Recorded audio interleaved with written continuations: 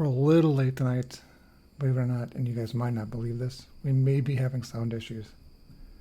And some of that may be on me. So I guess we'll see how that goes. All right. Well, I'm just restarting Discord here again. I'm hoping you guys can see me okay. I see my voice showing up just fine on the audio mixer, so we should be okay there. Let's go back into Discord. And we'll see what we can see here. All right, gonna try again. Hi. Hey, you can hear me? I can hear you. All right. Sure can. Wonderful. Hey, Zach. Hello. I am going to, how do I do this again? Oh yeah, here we go. I'm going to do this and then this, a little bit of this, a little bit of that.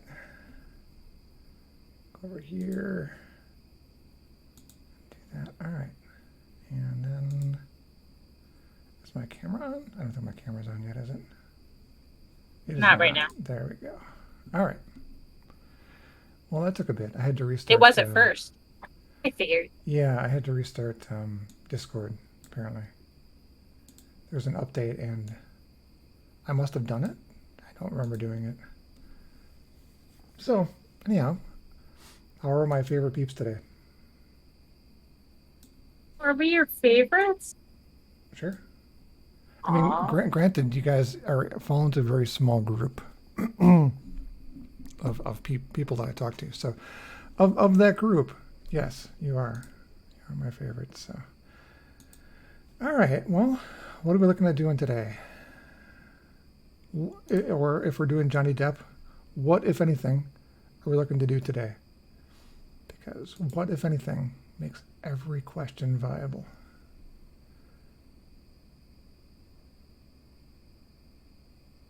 Excellent question. I think we had finished off everything that I had. I think we were running my missions last I checked. Correct. All right. Zach, are you socializing or playing with us tonight? Socializing. How'd everything go in Boston? Went well. The doctor believes that Deanna is a good candidate for getting a follow-up surgery.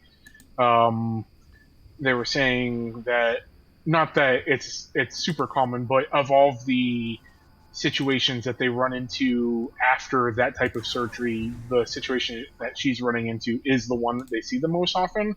So they think that they'll be able to help her out. Well, that's good. Yeah. All right. Well, I am in. Yeah, route my cables here a little bit better.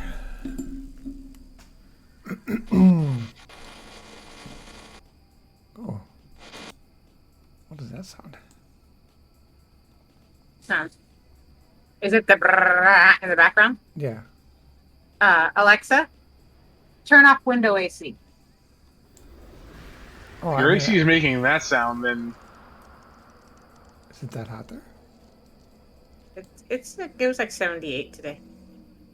It's just because you're there, isn't it? That's right. Yeah, I radiate heat more than like I'm hot. But you've put a little furnace in me.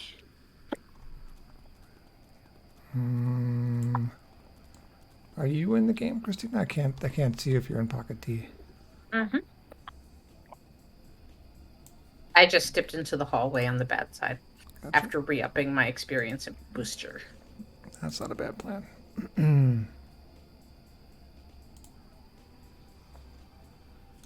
So whenever you come out, I'll be right back. Goonie. All right. Well, that's not a bad plan to do. I'm a little under the weather today. We'll see how that goes. Yeah. I'm sorry to hear that.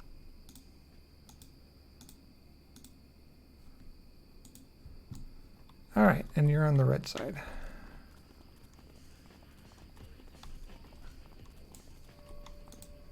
see.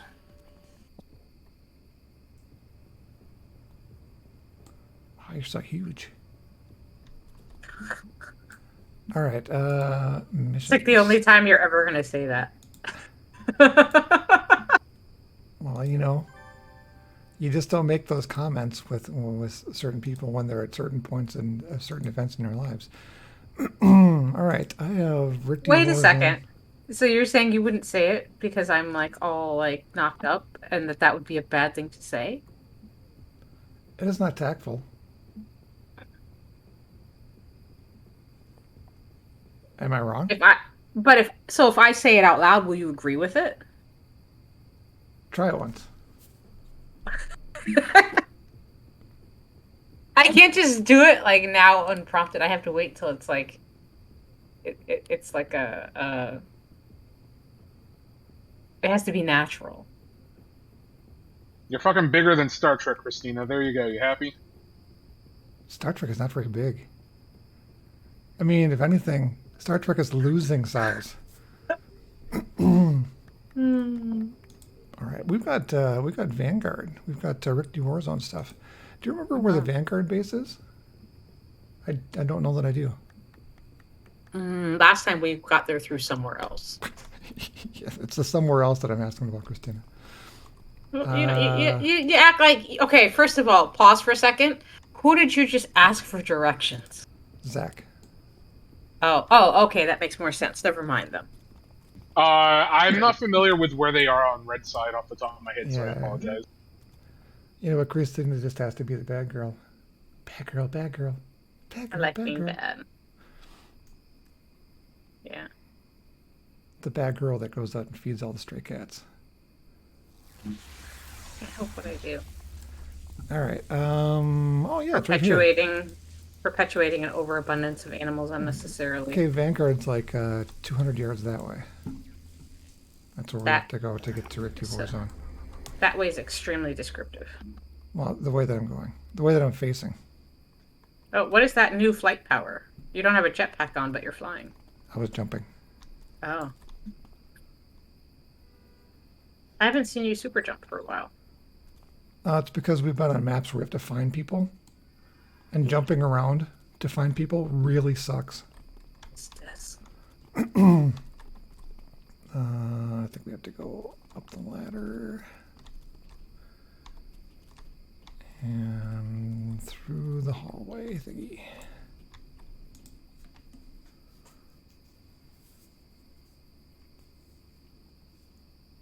So it was a warmer day in New England today, huh?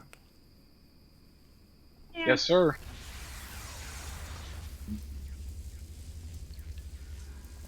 When does the weather usually start changing there?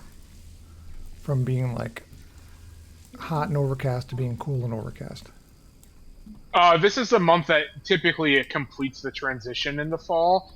It really starts to die down in August, but you can still have a couple of hotter days.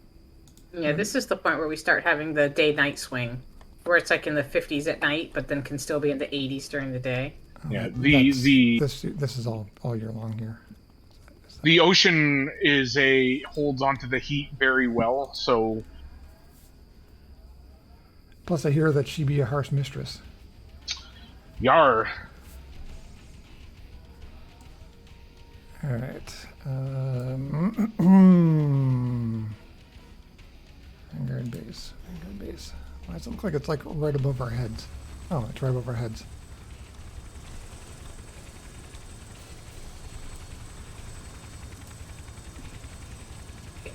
Cut up by chopper lids.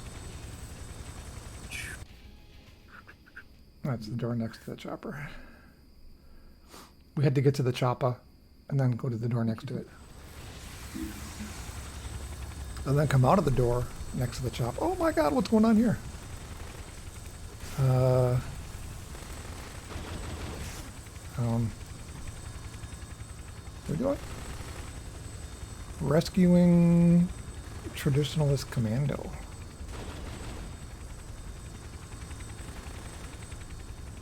Okay. Well, this is where I go back to the jetpack.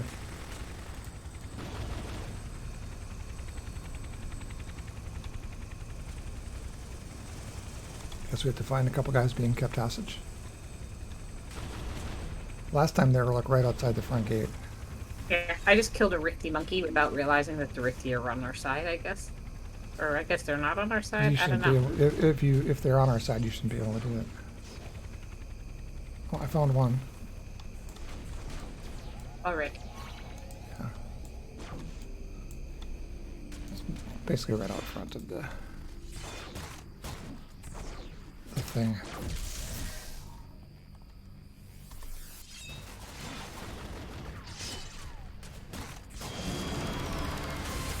Oh, hey. I started my stuff working. Ding. I think you have to click on it. I was clicking on it, thank you very much. You're welcome. All right, so what does he do? Oh, he follows us? Okay. He follows us to right over here. I don't know. What is here? Oh, the raid leader's right here. What are you?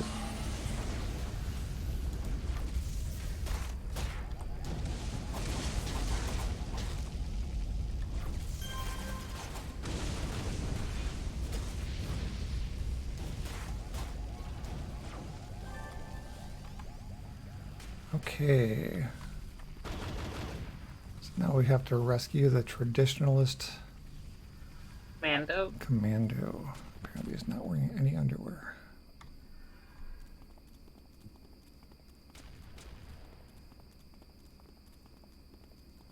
So many monkeys jumping on the bed.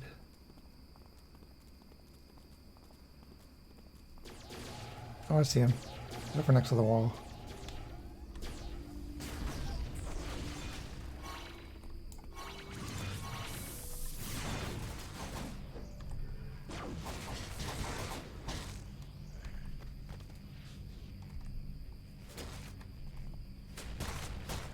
I don't understand. I've lost you somewhere.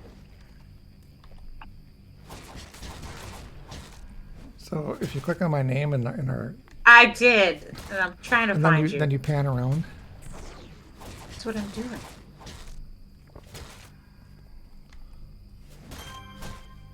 I'm by a wall. There you are. Beep, beep, beep, beep. Wait a minute, weren't we on the same mission chain? Or did we finish yours up? I believe we finished mine. Okay. Well, 41, I got a power, I think. 41's a power level, I think. Go back inside.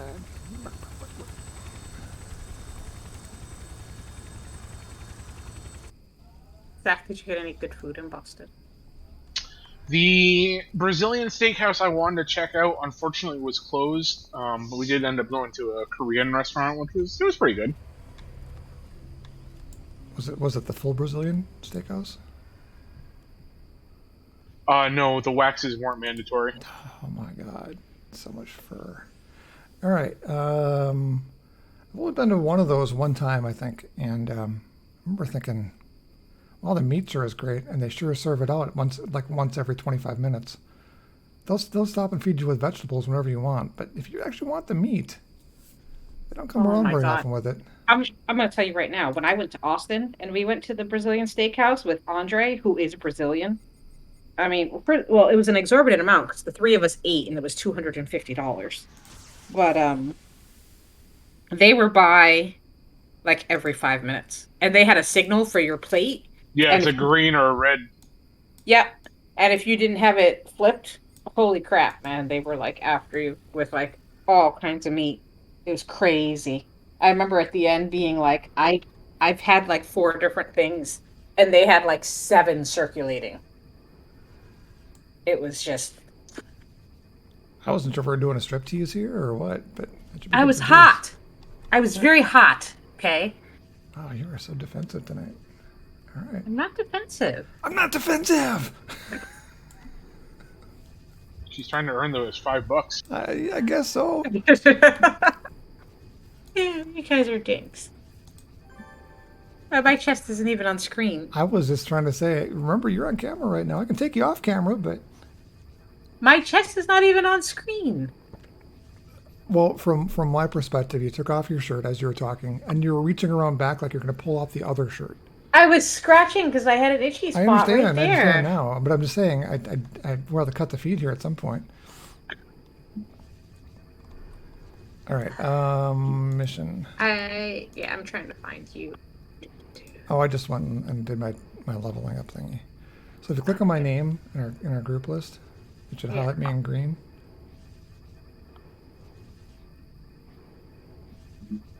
Or we can just go outside again. It's a great Rick and Morty joke. Which one? Oh. Where Rick says something about how they had the war in South America and how the losses were in the Brazilians. Oh yeah, yep. I used to be able to do Rick's voice perfectly, but I haven't done it in forever. It must kill. I mean, you could. So, wait. If there was any cartoon or celebrity voice that you could do perfectly, what would it be? None. Why would I want to have somebody else's voice? There's some times when it would be like awesome. If wait, are you asking me that I can do, or that I would you want want to to have? do. That you would want to have that you could do. Porky Pig.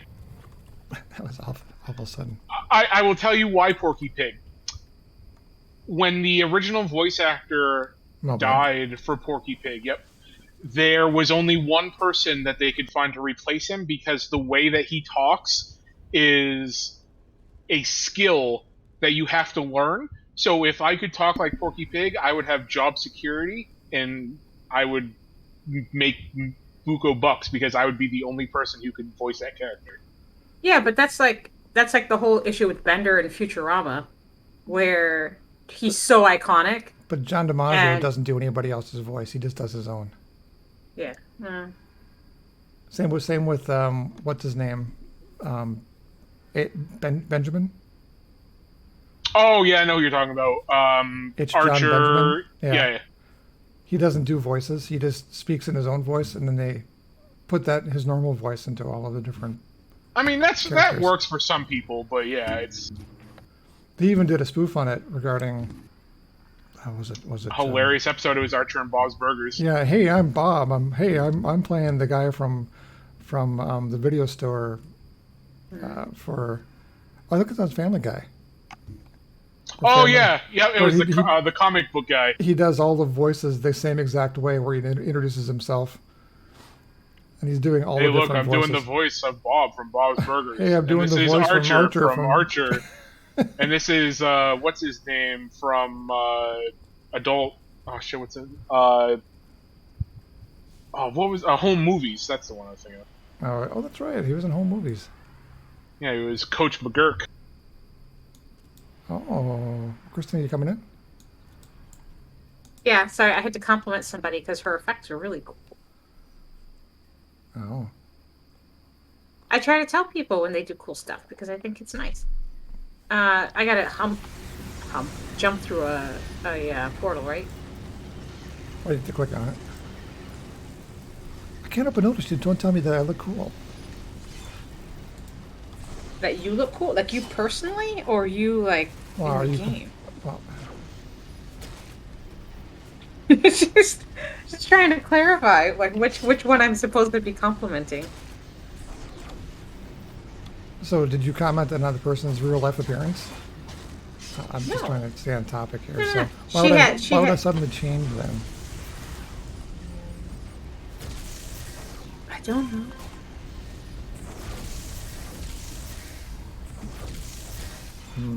I compliment your real life appearance all the time.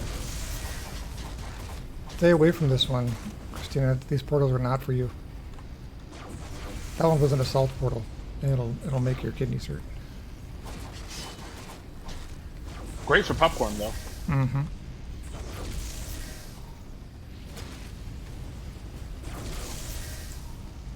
I'm already dealing with my kidneys hurting as much as it is at this point.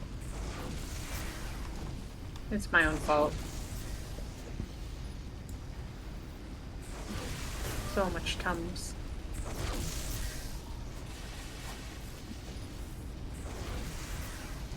Bastard. I can't hit this thing. No. I'm going for it. It's just keeps I'm trying to concentrate on the one, and it keeps deflecting. And I keep getting shot by the other one.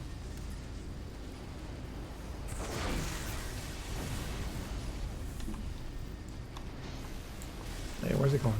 No. Oop.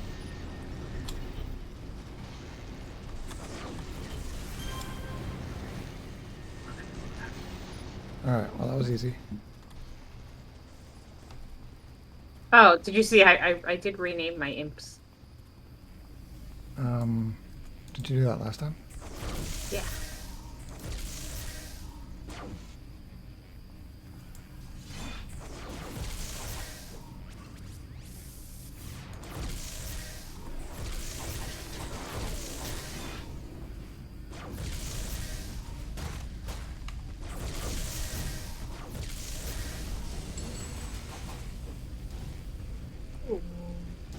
It's like high. It's kicking me high.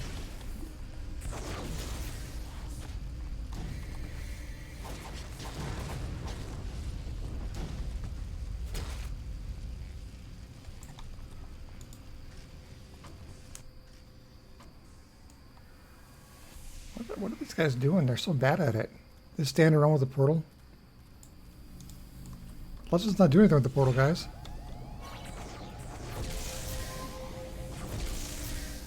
Oh, there's 10 of these things. Oh my goodness, we're gonna have to speed this up.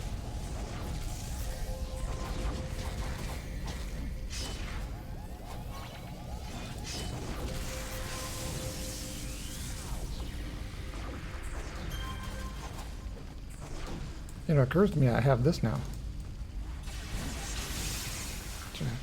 Try it. What is this? I missed it. Hold on, I'll show you again. I'll have to show you the next one. You're all like slushy things. No. So see that isn't that just savage? Are you ready? Ready? Wait, Oh, I'm not there yet. I'm not there yet. You ready? Okay. You ready? Are you ready? All right, here we go. You watching? Mm-hmm. Uh-huh. You have a flare. You have a flare. Is it a flare or is it like a electric ball? It's shocking is what it is. Oh, it's a person being held for something over there. I'm just gonna run back over and stand next to this stupid drone thing because I can't hit them, so I have to wait for my damage to take them out. Wait, why the heck did that go there? It's not there.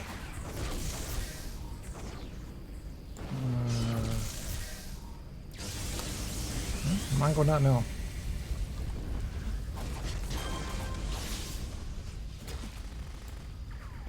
Mirror pawn in Game of Life. Oh, wait, those guys are good guys.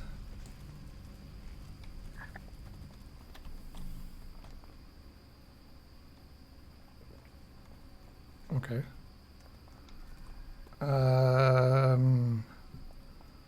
Is it possible that if we go back inside, that other side that we weren't on has more portals? More things and stuff's there waiting for us. Es posible.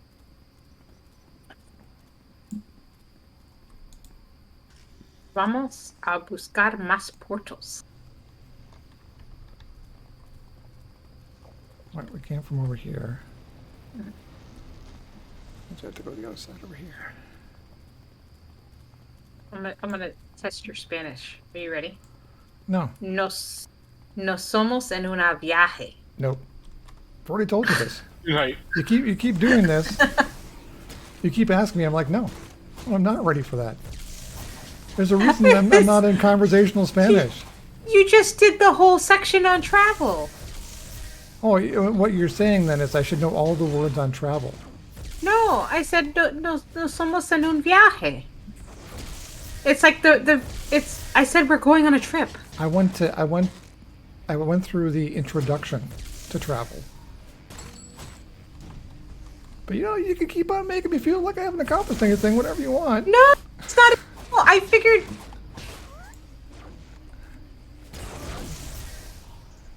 Just keep doing it.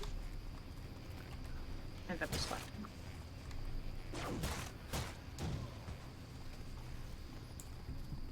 Apparently, after 40 some odd days on Duolingo, I do not know everything there is to know about Spanish. I feel like they falsely advertise their product then. Yeah. But she keeps on testing me in conversational Spanish. I'm not testing you. You just said, are you ready for your Spanish test? And no, I wanted to test out saying it, not test out like test you. Are you ready for your Spanish test? Why would I possibly think then that you're testing me in Spanish if you would say, thanks for letting me die.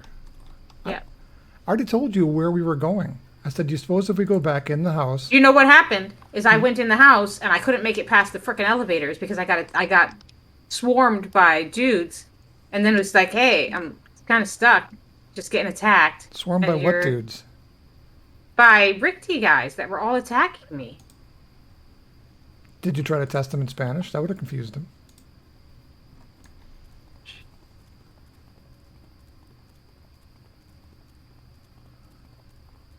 So you're going to put your death on me regarding getting swarmed by something. After I had said, I'm going downstairs. I came downstairs to follow you. And when I came out of the elevator, I got attacked by a mob. Uh-huh. And then could not move. That is totally and said, me. I'm getting attacked.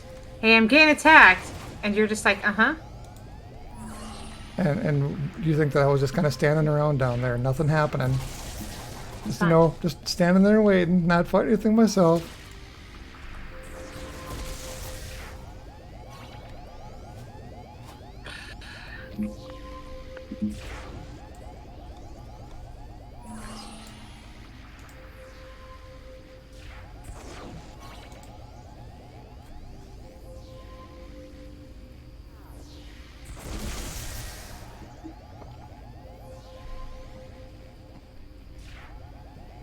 So then you knew where I was, right? You could have just brought them to me. I couldn't do that because as I kept telling you, I'm slept. Oh, I'm slept again. Oh, I'm slept again. We can replay that, but you did not say that. Let's replay it. That one I will 100% vouch that I said what I said. Nope. So I want to replay that. Okay. Put that on the list. That's gonna get clipped and put on the freaking channel. All right. That we're gonna replay it where I said, and I'm slept. And I'm slept. Yeah. No, you were speaking whatever that was, Swahili, and then defending yourself for not testing me after saying you were testing me. That's what you're talking about. I was not testing you. Like you just said you were going to test me. I'll clip that too. Mm-hmm. Do you have a break free?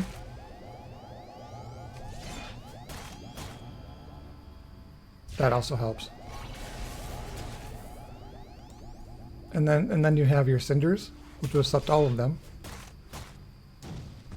Yeah, it wasn't active at the time. Bonfire? Again, I couldn't do anything because I was slept. Break free. I didn't have any break frees, Paul. I had like 3 things in my inspirations total. Uh-huh. Children. Man, she's on me. She's on me He tonight. started it. He totally started it today. Oh my god. It's just on me. Why is she on me, Zach? I don't get it. You wish I was on. You let me kill you. Let me die. Way to let me die. Why did you just stand by and do nothing while I died?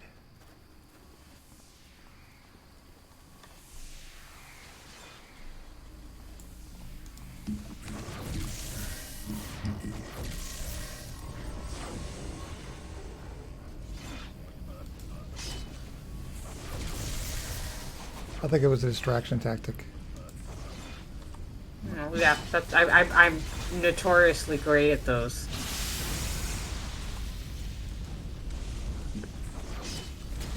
The whole, well, yeah, I did say I was going to test you thing, but then, wait to let me die. Because to me, saying let's test out your skills isn't the same as saying it's a test of. Okay. Test out means like but let's the words just were try actually, saying are you ready things. for me to test your Spanish skills? And I said no. And then you went ahead anyway. Without my permission, I might add. I feel like so violated, basically, is what I'm saying. I'm sure. Because words are damage. Oh. Words are violence. Everybody knows that. Alright. I see a couple portals. I can't clip it until we're done, I don't think. Well, I mean, maybe I can, but I lack the skill. Although you can test me on that, I guess. That's right.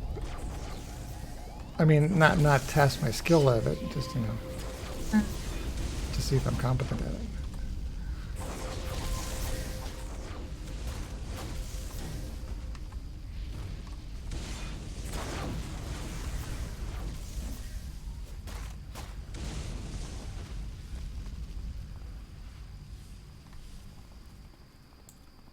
Let me die.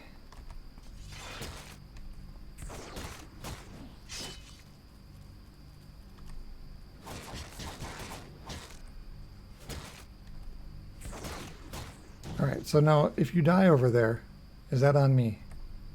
No.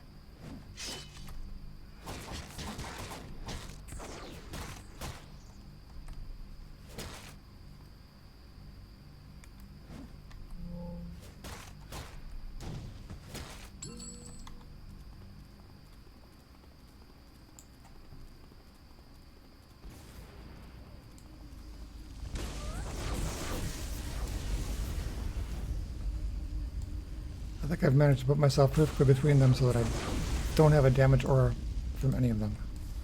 So where did that guy come from now?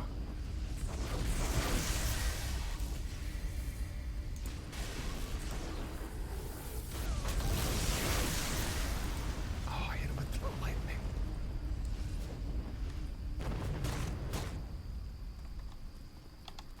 Alright.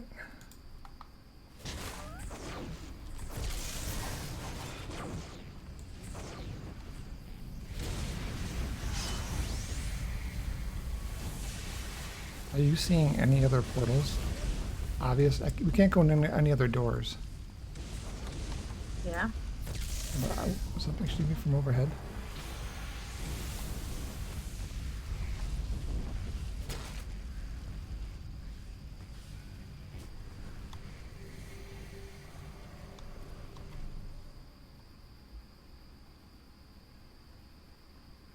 Alright, and the boundary appears to be the parking lot.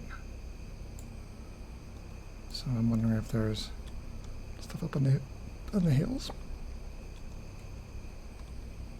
on the roof and route day.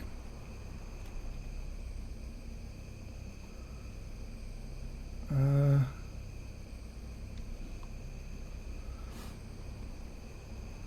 does it end back here? Oh, okay. There's one down here.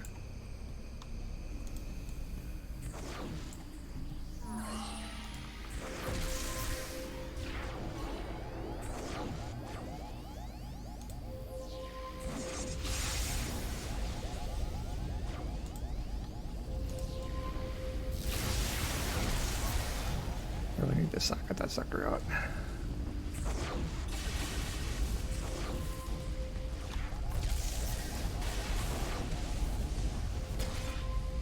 Back, do you have any weekend plans? Any weekend plan? Mm-hmm. I'm gonna go see my sister and brother-in-law at their new house over in Bowden and hang out with them a bit tomorrow. Other than that, My only goal really is to just relax. Whether or not that happens in all actuality, we will see.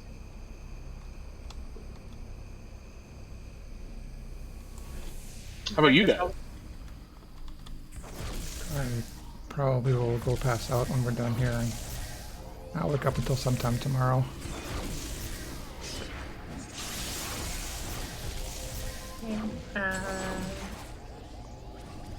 Liv's first cheerleading game is Sunday morning, so I'll do that. The first cheerleading what? For like just the first game she's cheerleading at. Oh, she football? Yeah.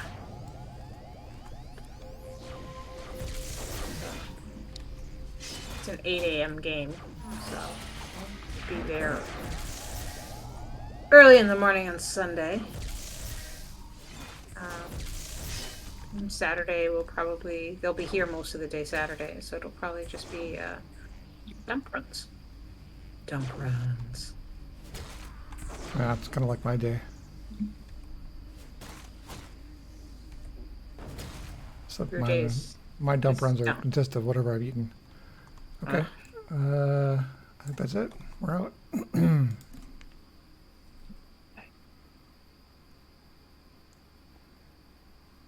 But yeah, I got a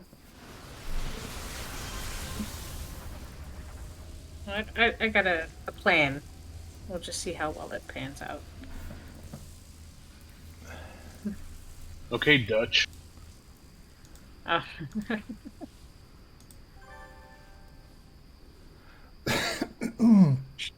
I'm so itchy. Are you sure you don't have Serpent Drummer as a contact? I should now that I'm 40. Oh yeah, that's just 2 years then, because you'll catch up that way. I forgot that it was level capped. He is. He's like down, not here. That's the medic. He was He's like off to the side of like the combat training. yeah. Hold on. He is. Oh, he's over here.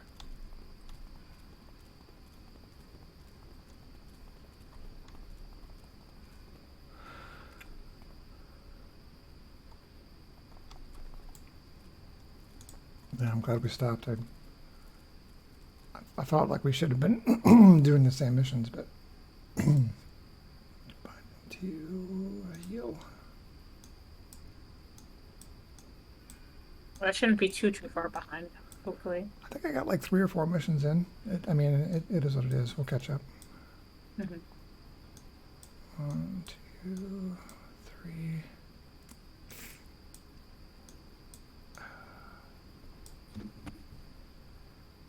All right, my inspirations are arranged. Life is good.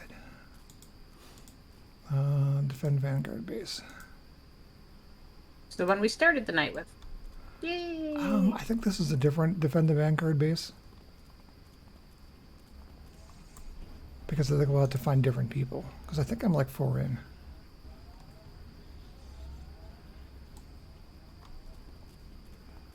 Yeah, this is why it's all longbow out here instead of the combat soldiers like you had. Yeah. Oh, well, actually, we're not in the mission yet. Mission's up next to the helicopter.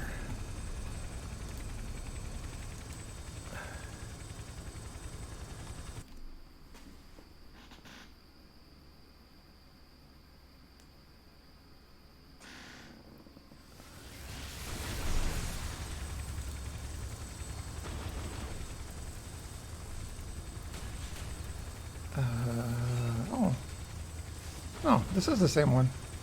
Uh-huh. Okay, well, that works. Well, they were just, like right off the front, aren't they? Yeah. I mean, it doesn't mean they'll be in the same places again, of course, but... Oh, goodness.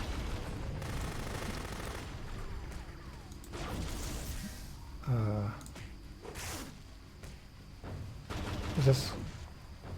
No, that's not the guy. Okay. I have trouble tracking all the jumping around bodies at the moment. Now he'll come up as like glowing green when you pan over him. Well, he's going to be on his knees.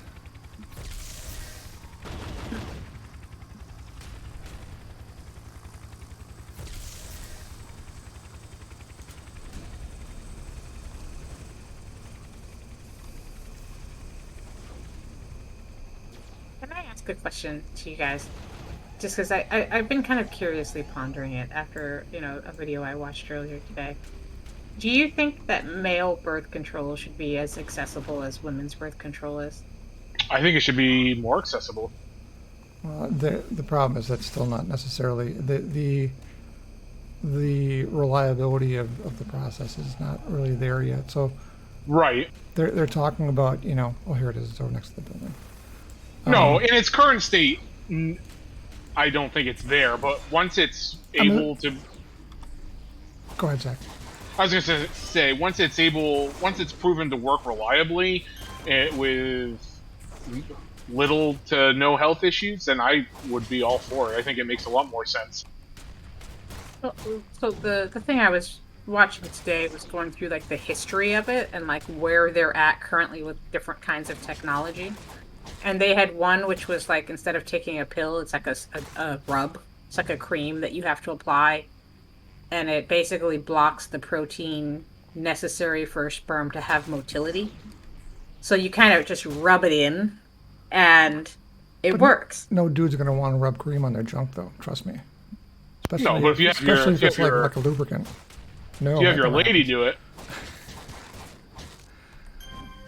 I mean, you're assuming. I'm assuming by male prophylactics, you're talking about something that's medic related, not a physical barrier. Correct. Yeah, it's not a physical barrier. It's absorbed through the skin, and it just Those aren't male or female. things that inhibit the motility. This is like it makes it so the sperm don't come out swimming.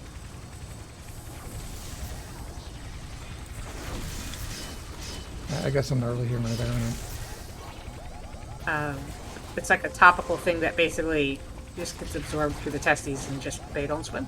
I think that there's the other issue is that we are really great at finding short-term solutions for long-term issues without necessarily studying the side effects of them over the course of a long period of time. So if it turns out that doesn't give you increased chances of cancer, or that your body needs that for something else because we didn't do that in human testing because human testing is very difficult, that's fine. I mean, what you're still finding though is that by far and away the males are doing the surgical interventions regarding sterilization a much higher rate than females are. Oh, for sure. And they actually talked about they have a different kind of intervention they can use where it's almost like a filler that they can inject into the vas deferens that essentially just blocks sperm, and that filler can be dissolved so it would be less invasive and have a higher reversal rate than vasectomies. Yeah, they cause granulomas. Ask me how I know.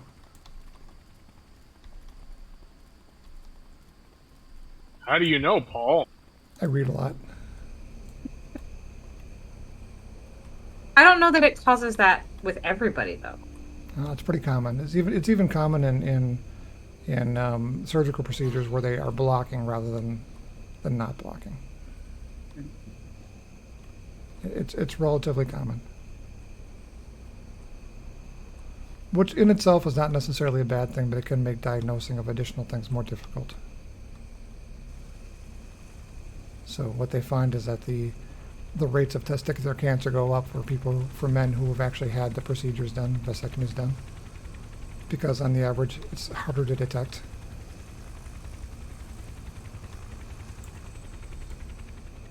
Because you can't tell what's scar tissue or granulomas or tumor. Yeah. So in general they tend to be further along. I don't see a traditional commando anywhere. Wasn't he like? Oh, he was over. Wait. Oh, you're right. It wasn't the same place both times. I guess I'm not really here nor there on it. I think that it's nice to consider options, but for whether we like it or not, the female hormone-related progesterone and estrogen-based treatments for it have been around since the 1960s, back when human testing was a little bit easier to do. So there is decades of millions of people using it. For sure, but we've also seen, that there are, to your point about like the issues that they have with men with some of these, there are similar issues for women with long-term hormonal use regarding blood clots and all kinds of other things. The big challenge is that there's this kind of bell curve thing. Well, actually, not even a bell curve. It's just a rapidly sliding scale that goes up very dramatically after 40 for women who are actually using oral birth control, regarding the incidences of even breast cancer increases pretty dramatically. So what you're saying is exactly right. The fact that we're playing around with body chemistry can make a difference. And so what's been happening is, wait. I can't see him. Can you see him anywhere? I've not seen him yet, but I keep getting shot at the most from over here. Oh, I found him. You shouldn't be getting shot at if your stealth is on.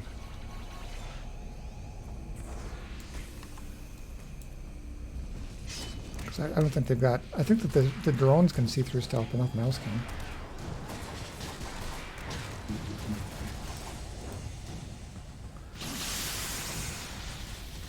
But yeah, I would say that that's not a bad plan.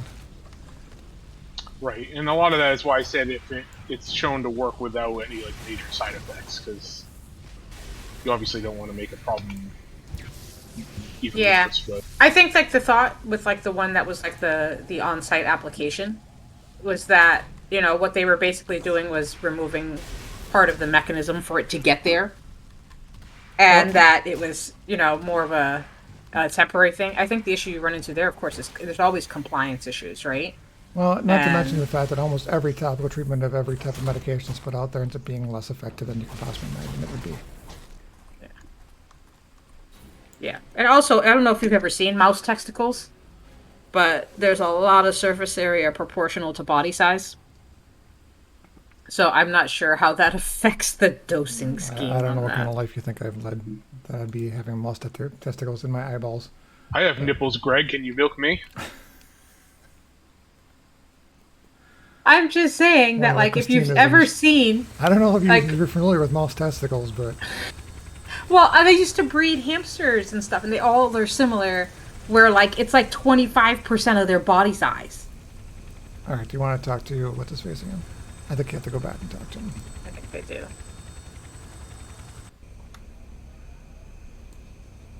Oh, I can call him. Oh, can you? Okay, come back out then. Although I think his next mission is actually inside. Defend the portal. Oh, okay, you got it.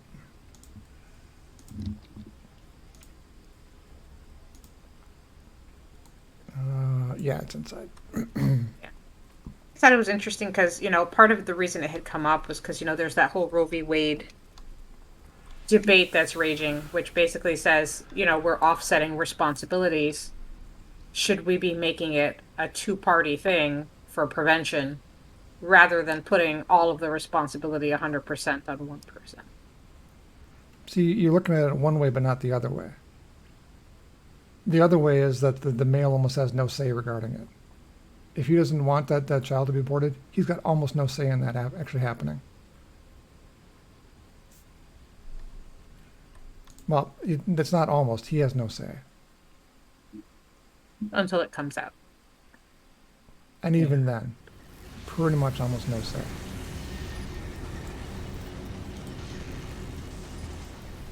How do you feel like that should work legally? Because technically it is like there's, I don't call it an incubation period, because I feel like that sounds kind of cold, but I mean, to a certain degree, that is what it is. Well, it's period. I don't know that there is an easy solution, but I will just say that when it comes to actually decisions based on anything prenatal, any decisions, the men have no part in it. So when you say it's one-sided, it's because it has been legally one-sided for since the 1970s.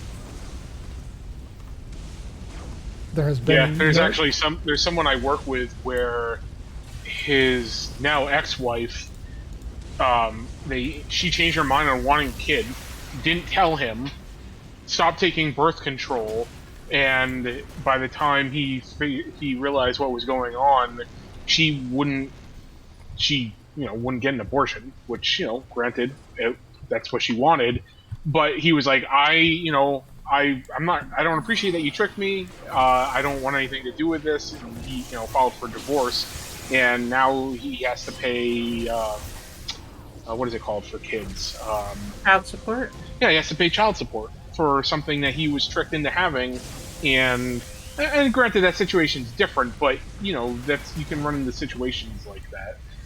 But I mean, I'm not saying like that happens all the time. It's just I would say it's work with not as uncommon as you might think, and especially when you consider relatively recently there was this weird craze about 13, 14-year-olds wanting to get pregnant. Where was this weird phrase? It was all over the place. It was like once the teenage mom pregnancy thing came out, they were making pregnancy packs. The show? Yeah, they were making pregnancy packs to see which of these 13-year-olds can get pregnant the fastest.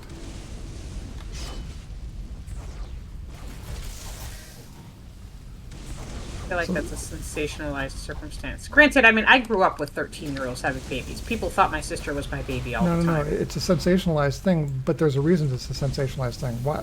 Because here's a person who made this decision, or didn't, or was not careful, and now she's famous. So it is chasing fame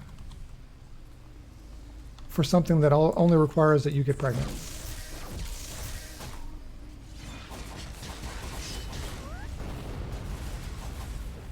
Now, I can guarantee you that whatever 13 or 14-year-old boy that they decide that they're going to rope into this prospect does not have a firm grasp on what's going on. But they're on the hook. So no, reproductive rights are a lot more complicated than you're making it out to be, and you're thinking of it from a very female-centric way, which is how the world thinks of it as reproductive rights. But the reality of it is, men have almost no rights regarding what happens with their offspring, whether they live or die, whether they're wanted or not wanted, whether they have custody of them or not. Almost no rights.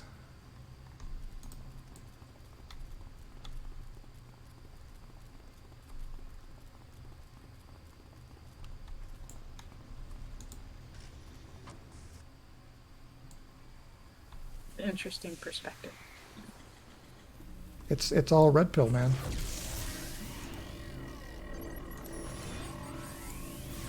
All red pill. I think it's just one of those situations where both people can be right and wrong. There's no right answer for it that I can think Right.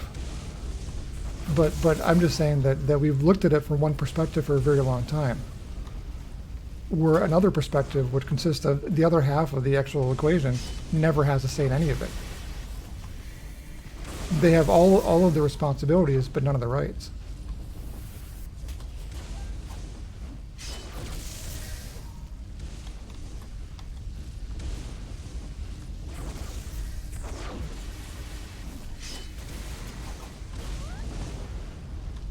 I mean, I see your point around like there not being rights, on the side for men who do want children. I think a lot of times in the end, statistically, it winds up going the other direction where you have a lot of single mothers. Okay, well, how many times does it take for it to be acceptable? I mean, how many men have to get this simply taken away from them? I'm not saying for it to acceptable. actually be a situation that, well, from an American standpoint, we don't really execute that many people who are innocent. Well, how many people does it take for you to actually execute that are innocent for it to not be right? No, I get what you're saying. And I'm not saying either one is right.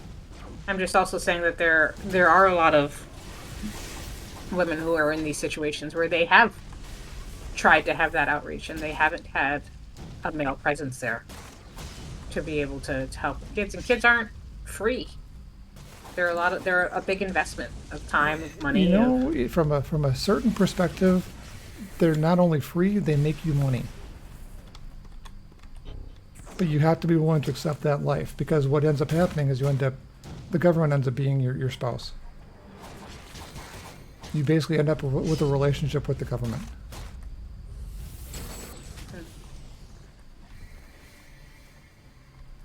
it's a lifestyle choice. It is. All right, I'm gonna go back out here.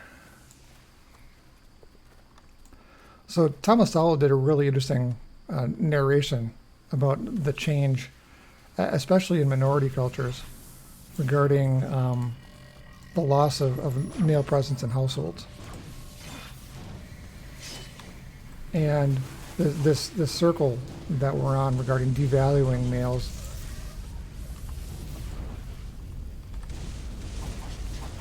and how there was a conscious choice, and who knows, this is a conspiracy thing to a certain degree, conscious choice on a portion of our government to get people who were dependent on themselves to be dependent on the government. Because that ends up being a guaranteed voter block.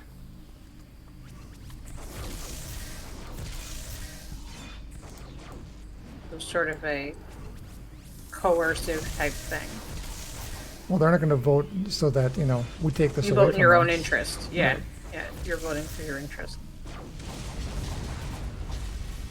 And his description was where when they took the men out of the household, especially the black men out of the household, and black women married the government. And that ended up being their relationship. That was the change that happened. And what detriment it has been regarding the attitudes of young black men regarding their value or their purpose. Because now you have this self-fulfilling prophecy thing where, black women don't count on black men because you can't, and you don't need them anyhow, and black men think, well, we're not needed anyhow.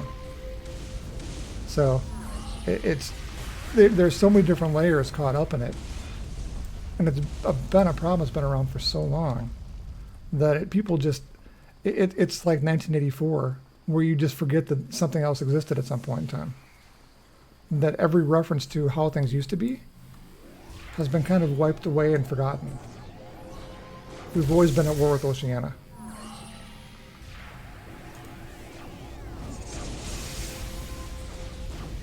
So do you feel like in that scenario and looking at that from that sort of criteria, that when we look at things like Roe v. Wade and some of these other movements that are currently happening, that some of it has to do, I think to your point about like things culturally, then we're saying, okay, this is part of that, to some degree, it's like that victim mentality, right? Which is, I'm not responsible for the situation I'm in and you need to fix it, rather than saying, I have some ability to enact change.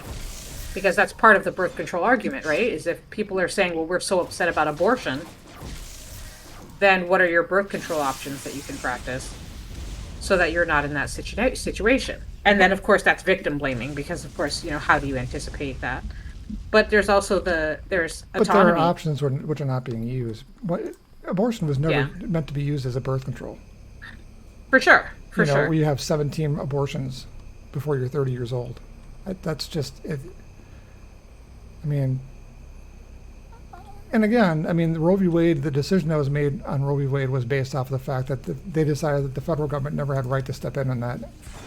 And there's a reason that it was never codified according to the current decision. That doesn't mean that it isn't possible to have it codified. It's just saying that the way that it was presented was not sustainable from a human rights perspective. And so they kicked it back to the states. So the states are going to go through the process, and basically what's happening is, and there's a lot of fear mongering going on, because it's an election year, So they're taking away our reproductive rights. Well, actually, nobody has. You know, they haven't. I can't think, there may be states out there that have changes regarding how they're done, but to my knowledge, and I could be wrong, it has not been made illegal in any state. What has been made illegal or not possible has been something where they're talking about, second to third trimester abortions. I think a lot of it, that has gotten people upset is the state, and there have been states that have put it at like 6 weeks. And you may not even know you're pregnant. You can get negative pregnancy tests, initially, and still be pregnant. And that's what's really drawing people's ire. Okay. So my suggestion there is,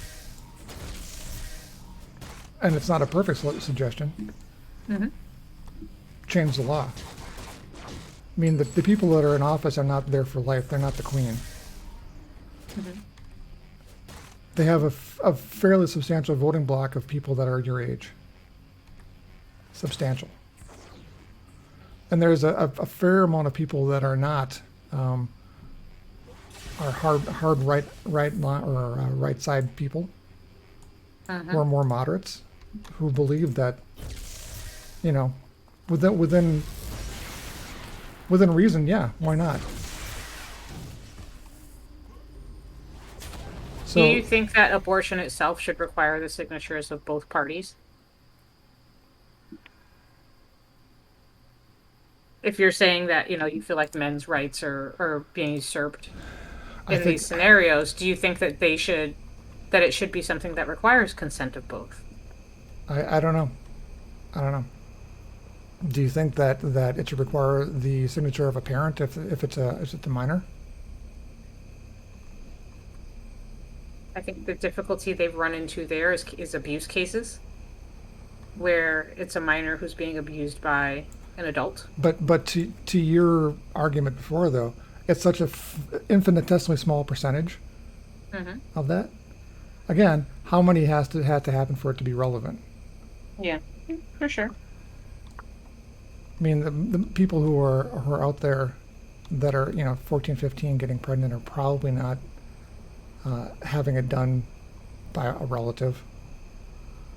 I could be wrong, but I don't see any more.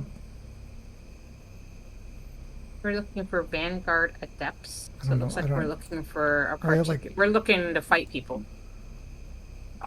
Okay. I don't really see very well. So I don't know. I guess I don't know. I think that the thing is that it should never be.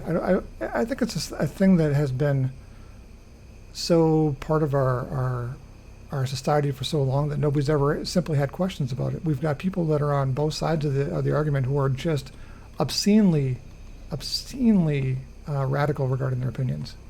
Yeah. Well, they're very invested in one side or the other. Where we've got actual doctors saying, well, yeah, I mean, it's technically within the rights of the mother to post-birth abort the baby. Not just up to the point of birth, but no, the baby doesn't have any rights. So that's what we're dealing with. So there has to be a decision from people that are a little less crazy on both sides regarding what makes sense. But then, you always have this whole, it's a moral thing in a lot of ways. How do you legislate morality? Right. Who defines allowing for individualism, allowing for religious differences. Who defines what that morality actually has to contain? Yeah. I think it's maybe we need to look inside. No, it's up on the roof over here. I found them. You found them? I think so. Maybe not. It says you did. It says Vanguard Adept. Yeah, but I don't see an adept up here. I found one on the... It says they're next to me. Here he is. I found one on the other roof. Okay, well I got one. Looks like you just had to click on them. They're just on their knees. Oh, okay. Oh, and there's one over there.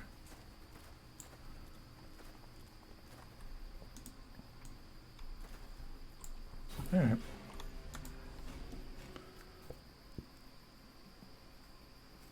Anyhow, don't have an answer. I think it's something that we should have conversations about, and those conversations weren't happening. I mean, if you look at the number of children aborted between when this went into effect, was it back in like 73? And now, the millions and millions of people that would have been alive that aren't, and a lot of them, the majority of them, are minorities, which says a bunch of different things. You know, first, maybe there's not the best health care or reproductive health care where these people are living. That this is a decision. Maybe they're being sold this as being the best option. Yeah. Maybe there's not being discussions in the household regarding, you know, your sexual health. Yeah, I think that they have said that that's part of it, that, you know, we've become a society that's pushing sexuality without actually explaining outcomes. Yeah. You want to go to all these pride parades and free sex, and, you know, and that's wonderful that you want to celebrate those things, as long as you understand, like, that's a big thing with this monkeypox issue, was that they're saying that it's spreading more of as an STI, you know, and that's been an issue.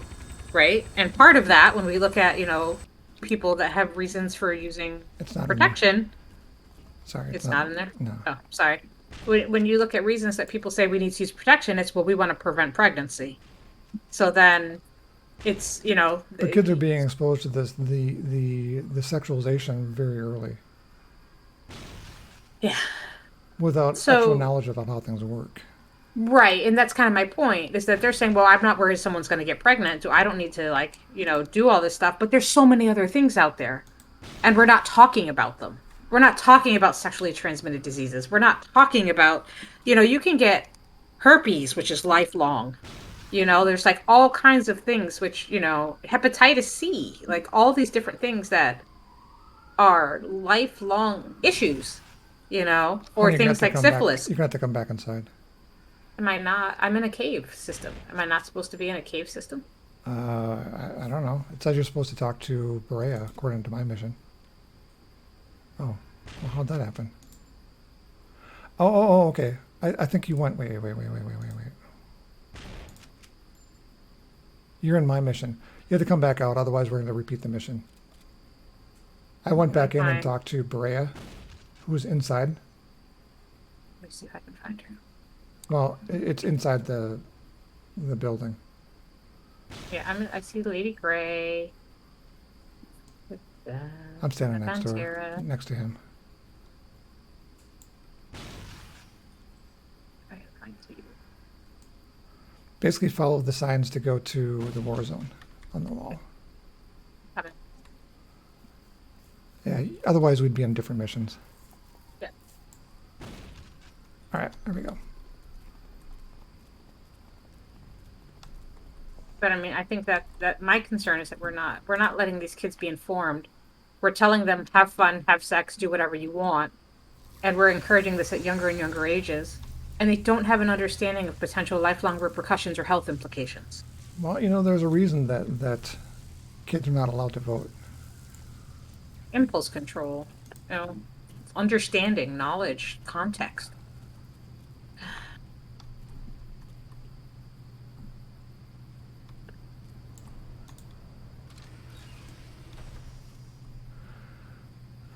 So, I mean, I get it, and I get wanting everyone to feel comfortable in their skins, feel accepted for who they are.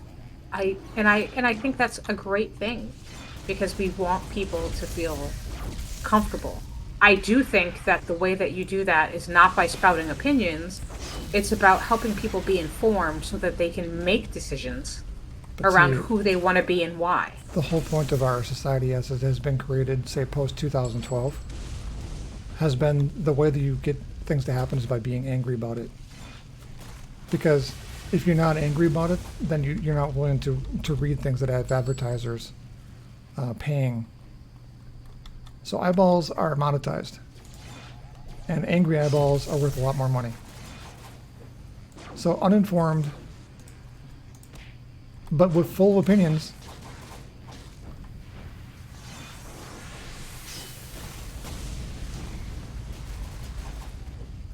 again, my belief, and this is the old geezer me talking, social media has ruined us.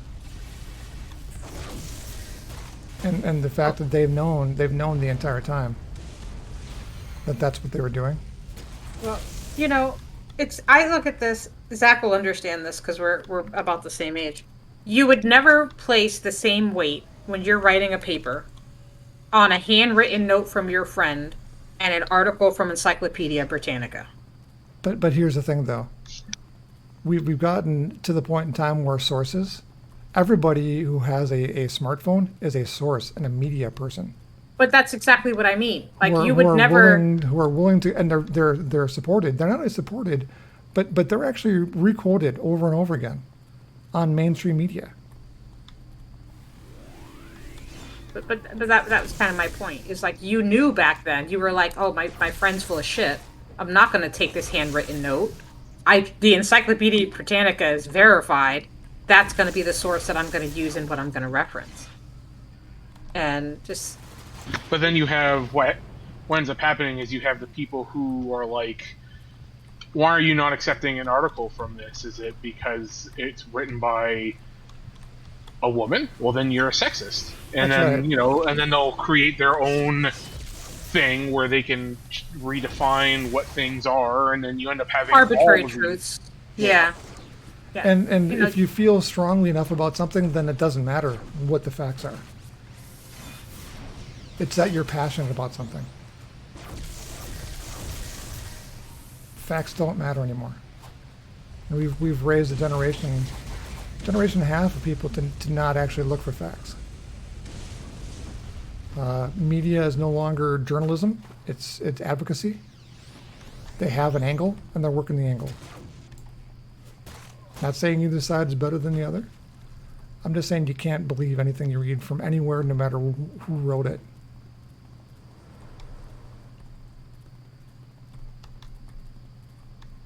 And that's sad. The day, not that scientists, not that we're in a better world place at this point, but Walter Cronkite, for whatever 50 years about that. he was around, he was the most trusted man in America. Could you imagine anybody thinking that now of anybody who's actually in the media?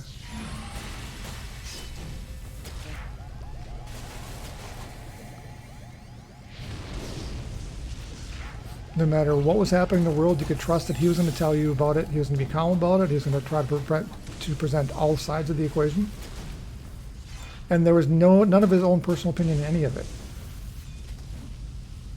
That doesn't exist anymore. That's not the market. Well, I think when we look at what we've done with capitalism is we've created a way to monetize truth, which is by making it subjective so that truth is what makes you money in whichever way it's presented. But see, capitalism does require that you have choice, right? So basically, if and a bit of truth, right? If we're told that what we're seeing is opinion pieces, if we were given the actual algorithms that are being used to try to get people to look at these articles and find out that the reason that everybody's so angry is because there's a 2% increase regarding their bottom line if they're angry versus whether they're informed. Yeah. There's also an amplification factor where you have something that goes out to 1 million people and 100 of them are pissed off, and immediately the news starts running articles about how all these people are all pissed off. And the actual percentage of people who are upset is so incredibly low that they've artificially amplified it to draw attention to it, and then positioned it in a way that skews people's perspectives. I think your Roe v. Wade thing is a great one for that, actually. That has been so sensationalized. But if people actually read through the decision and what that actually means from a state-by-state perspective,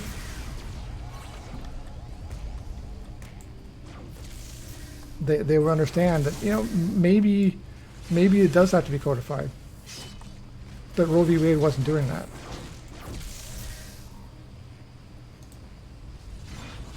And there's some reason, because, you know, there have been how many years, how many decades where the DNC has controlled the House and Senate Yeah. and the presidency and never had it codified. Why is that? It's just like saying, why are we suddenly solving student loans now? Well, No, you're not solving. I so it's, can't even tell you about that. The reality of it is, if you look at the numbers on it, the expectation, if we're at what, 3 trillion or 1.8 trillion right now, the student debt. If we actually take the whatever 300 some odd billion dollars that they're looking to forgive, within 2 years, It's all back. it's back again. In interest. Yep. Oh yeah. Yep. So I was this thinking. is- This I is looked at just my an honest to collective. God buy. This is to buy out Yeah. the votes. Yep. I looked at my collective debt the other day, and it said, well, I borrowed 128,000. I have paid 61,000, and I owe 185,000. And I looked at that and was just like, holy sh! Where the heck is this thing that we're supposed to be going to? Yeah. Oh, I hear it. But they were saying that they felt like the big tragedy with the student loan crisis was not. It was not the fact that people had the loans. It was the fact that, you know, what would you normally do for credit? You know, lines of credit for a group of people who had no understanding of money. Your first credit card's like $500. Your first credit card isn't an unlimited ticket to buy whatever you want and go wherever you want. Yeah. And if you screw up and you miss payments in the very beginning, you lose your credit card. And that part of the reason that student loans went all out of control is that it was so easy to get money that the universities could charge whatever they wanted because they knew the money was there for students to pay for them. Right. So the problem they're going to have now is that they're saying that there's not that simply throwing money at a problem and not fixing the core issue that caused the problem to begin with is going to be fine. The fact that anybody's actually buying this as being truth means that they're just looking out for themselves. I mean, one side's trying to buy votes really, really hard because of the midterms coming up. And the reality of it is none of it actually kicks in until 2026 anyhow. So they won't give a cost. They're saying it's going to be anywhere from 300 billion to up to 900 billion, depending on how many people take or try to take advantage of it. So they're going to apply this fix without any knowledge of the actual cost. I don't know how many businesses out there could do that.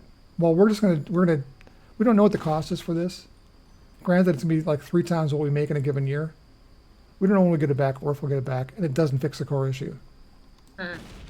Yep.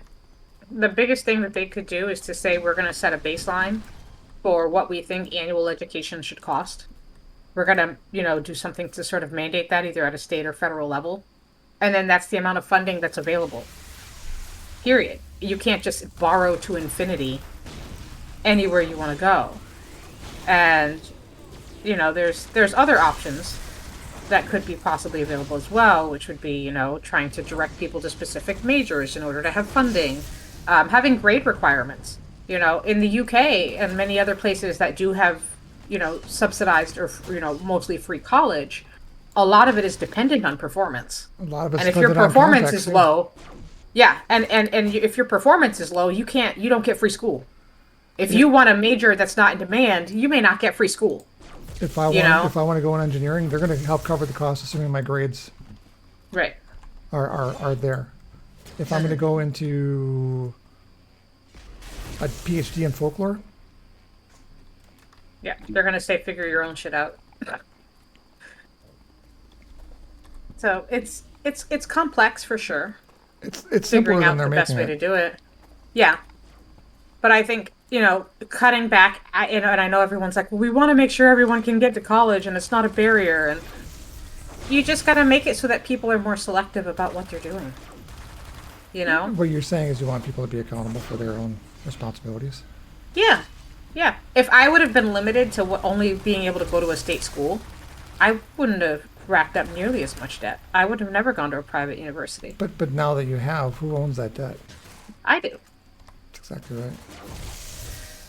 You and I have had many discussions on this, and the weight of responsibility I feel for the decisions I made. And I recognize not everybody feels that way. And I recognize that I could be one of those people that says, I'm a victim of a system and here were all the flaws. But at the same time, I bought into that, naive or not. Oh, did you go downstairs? Yeah, I died. Oh, you got people around you? I don't see where you are. Oh, I think I see you. All right. I'm under the bubble. Yeah. Hold on. Let me pull him around the corner.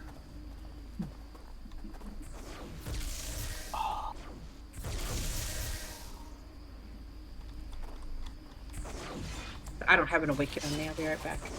Oh, okay. But I do think it's complicated. But at the same time, to your point, there's some points that would be simpler. Imagine the amount we would reduce debt for students going in right now by just implementing some reforms.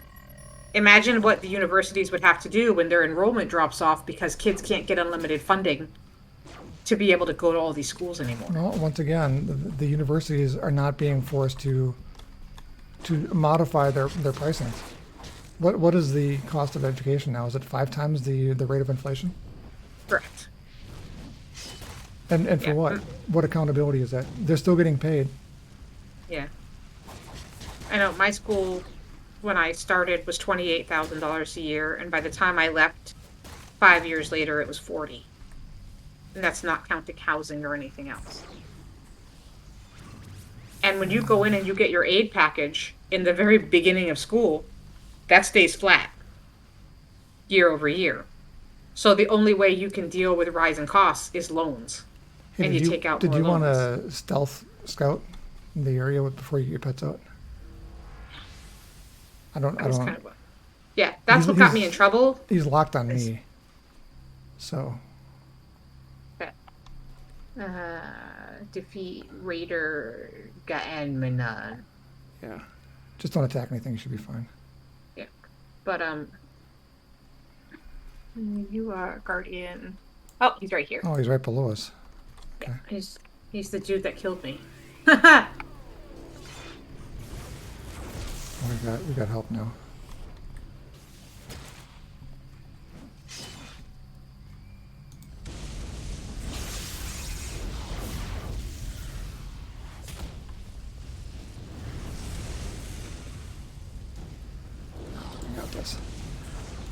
So yeah, these are all issues that have not been. I mean, everybody thinks of them as being recent. They're not. No. None of these are recent issues, but we've just kept on kicking the can down the road. Thinking, well, at some point we're gonna have to actually come up with a law for this, and the immigration policy, the same thing. Everybody knows there's problems. We've got no codified immigration law. Nothing out there that gives a direct path to citizenship, guaranteed for anybody who wants. Asylum. All these different things are out there, but we just don't want to actually make a decision on it.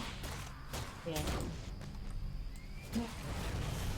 And there's a lot of frustration from people who do want to do things legally because it's a very muddy path. You talk about some of these people who have been on the waiting list for 9 years. They finally get in there. They take their tests. They get everything done. Yeah. Sorry, Zach. I feel like we've overwhelmed you with politics. No, it's all good. No, again, and again, you guys are younger than I am. You're going to have to deal with it longer than I have. But the generation of willfully uninformed people, it seems to be gaining strength. I will be right back. I need to use your restroom. Okay. Yeah, it seemed to go from don't listen to everything you hear on TV to, oh my God, did you know Hillary Clinton feasted on the blood of immigrant children? Yeah. And I'm the thing is, I am fiscally probably just, I'm conservative. And I would say, socially, I'm on the other side. So the reality of it is there's a lot of people out there who feel exactly the same way that I do. They I don't don't know. I'm they don't want people that, just, we don't want to throw money at issues when we know that there are broken systems, because that's just feeding the issue. no, I agree. But nobody plays to the center anymore, which is really strange because that's the biggest number of people. And so you end up going into the voting booth thinking, okay, which of these people stands to screw up the least? Which of these is the lesser of two weevils, the smaller weevil of the two? And then the sad thing is with extremism, the center either moves or gets smaller. Well, there's a famous quote from back in the, I would guess 1960s, back when Reagan was the president of the Screen Actors Guild, or whatever it is. And he made then he was running for governor of California, and he ran as a Republican after being a very, very much a liberal all of his life up to that point. And he said, everybody asked me, why did I leave the Democratic Party? And he goes, I didn't. The Democratic Party left me. And a lot of people feel the same way, where they stay where they are while these extremes push out on either side, so that you no longer really qualify as being either a Democrat or Republican. You're just somewhere in the middle. But the people who are on the extremes are driving the talking points. Yeah. We also have a little bit of trouble where there are three things we're not teaching new generations. And I would say that they are skepticism, which is you can't just believe everything that's been presented to you. Critique, and I think critique is a skill. Critique is the ability to say, how do I juxtapose what I've just learned against other information which I've been able to take in? Okay, can I sum those two up for you? Yeah. We're not teaching them the scientific method. No, And for sure. that pretty much takes care of both of those things. Yeah. Where you hear something, you have to go and then test it and verify it before you believe it. Yeah. Are you trying to tell me that lizard men don't live underneath the flat Earth? Yeah, no doubt. And I think the last thing we're not teaching people is tolerance. We've told everyone you don't have to be tolerant. Well, did you hear our lovely president's, and again, not really either way on it, but our president's last speech? He referred to MAGA Republicans as being the source of all evil in the country, domestic terrorists. He referred to them directly as being people who are against democracy 30 some odd times in the course of 30 minutes. Yeah. This is the great healer. Yeah. And the big thing about tolerance as well is it's also being able to say in our democracy you are entitled to your beliefs because that is a given right in our Constitution. Okay. And one step further, words aren't violence. Yeah. They can say whatever the hell they want to say. They have a right to say. Yeah.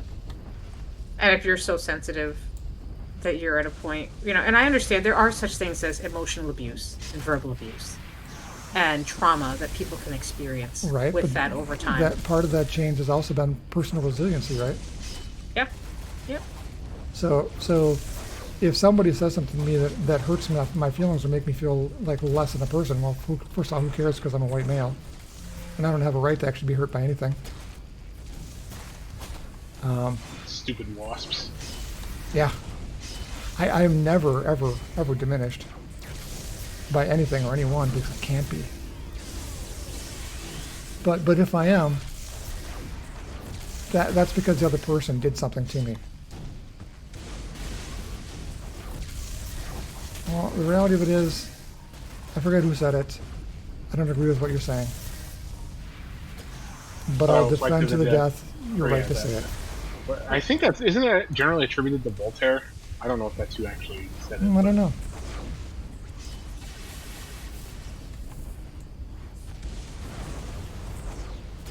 But we've gotten to that I have point. that. I have that perspective where, I mean, I can have someone call me the N-word on the street, and to me, am I devastated by that? I feel like it says more about them than me. It totally does. Yep. And I feel like if you can adopt that perspective, it changes your perception of victimhood and how you're being accosted and assaulted as an individual. But see, you also have a lot of perspective because you've had multiple generations of people that you were raised with who have experienced what life was like in the South in the 1950s. Oh and God, 60s. yeah, lynchings, Right. and So yeah. the reality of it is, violence is violence. Yeah, some small-minded person calling me a name is just I think he's linked on you. oh joy. Ignorant, in my opinion, is what it comes down to.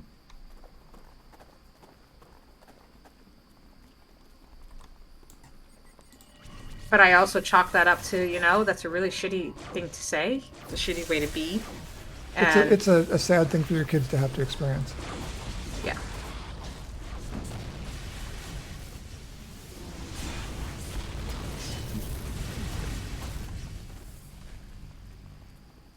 And that's just it. There's not really anything else. I don't look and say, oh my God, I'm a victim of being, I'm not traumatized because somebody yelled that at the street at me. I mean, my sister cried more than I did about the whole situation. I was kind of just like, people suck. And she's like, oh my God, I can't believe someone would ever say something so terrible. I said, once you accept that most of humanity is kind of shit, and sorry for all people out there that are not shit. I'm not saying everybody. I would disagree. I would say that if they were, all of them would be yelling it. Yeah. I think it just depends on your perspective. I mean, I granted I did not grow up in the same way that you did. I don't have the same history you did. But my experience has been overall, people are good. Yeah. That you're more likely to get help from somebody that you don't know than you could possibly imagine. Yeah. And oftentimes I think you're more likely to get help from someone you don't know versus someone you do. In many cases. There's so many times when I've been helped far more greatly by someone who was a stranger who extended kindness to me than people who knew me well. Which kind of does speak to you, you're proud. Oh, it speaks to my ability to judge character to some degree, yes. Oh, Oh, shoot. Well, how close are you to 41? one bubble. Let me just stay here. I'll take these guys out. Actually, it's like half a bubble, not even a whole bubble. Maybe we can get Half to these guys.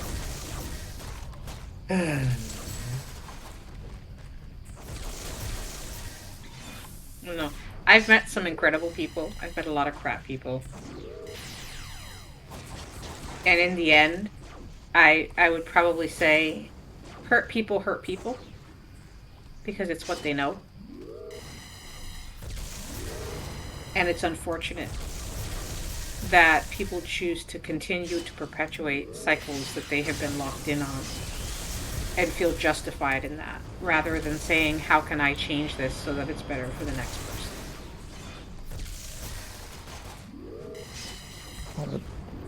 Alright, I'm just going to bring this guy over here because this guy is not helping me. He's like just standing there taunting over and over again. Is it fault line? Fault line sucks. I think he's guarding your corpse. Yeah, let him do that. Good for him. It's totally going to work. Aha! Are you trying to like res me at the very end? Well, yeah, I think so. Might be close enough. We got an elite boss here. Mhm. The other thing that could possibly happen will be that we'll hit mission complete and the mission bonus will tip me over and I'll fall out dead and then res.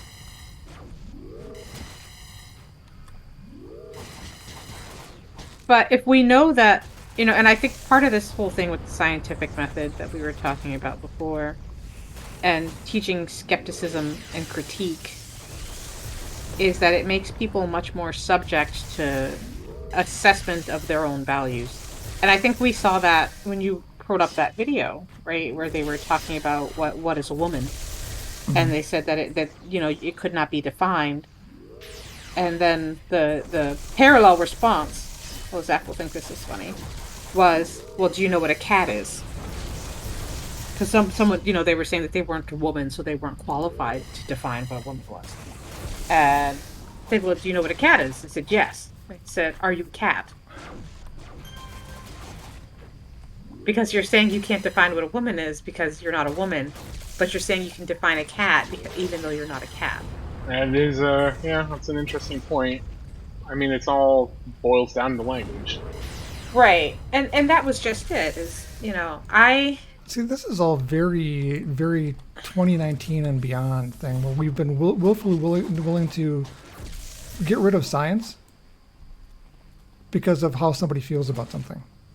you know what? I am fine with accommodating people's feelings.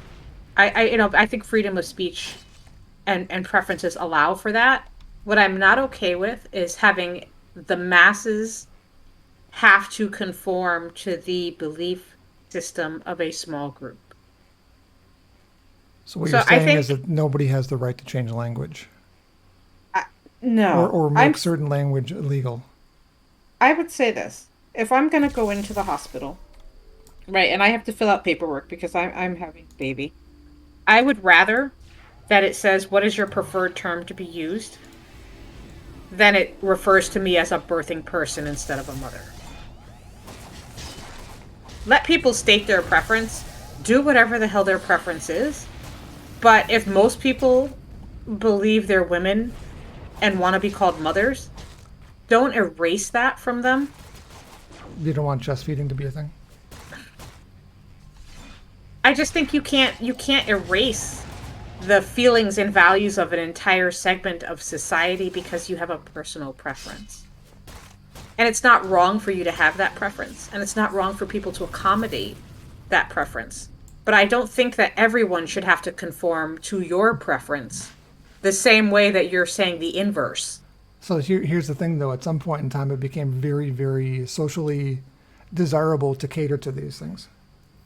And then people would rejoice because you have to do these things because if you say this doesn't make sense, then you're some sort of ist. People are being canceled for saying things like, well, I think that, you know, I'm a woman, I give birth. I'm a woman, give birth. If somebody says that, they're canceled. Despite the fact that all of the evidence that we've had in medicine for so long kind of said the same thing. Now medicine is saying, well, we're not going to go there. The doctors are saying a woman is whatever they want to be.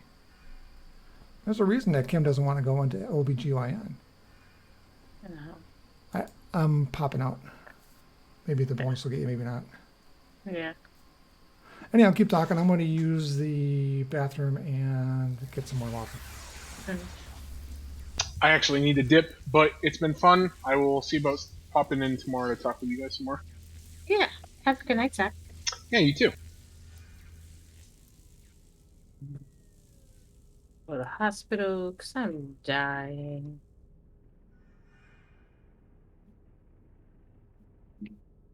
Hello to anyone on the stream. Sorry if it's a boring conversation today.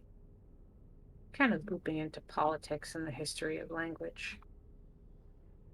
What that all means to everyone. And, I love the idea of tolerance. But I think we need to apply it more broadly. But at the same time, look critically at what we're doing.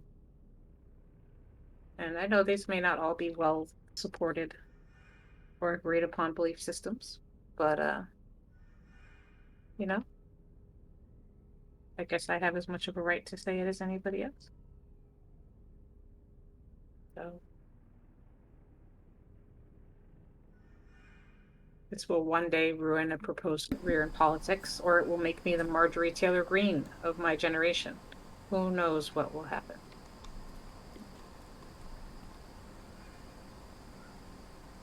Oh, that fan is way loud. I gotta turn the fan off.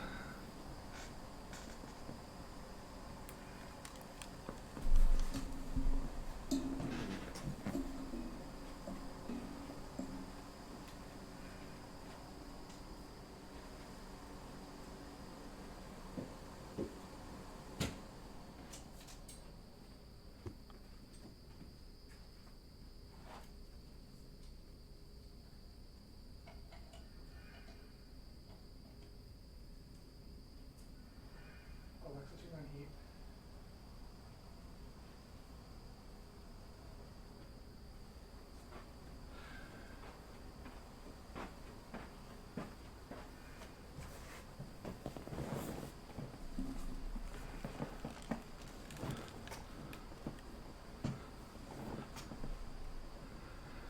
Well, we'll just have to deal with it. Hope it's not too bad. I can turn noise reduction on. Hold on a second.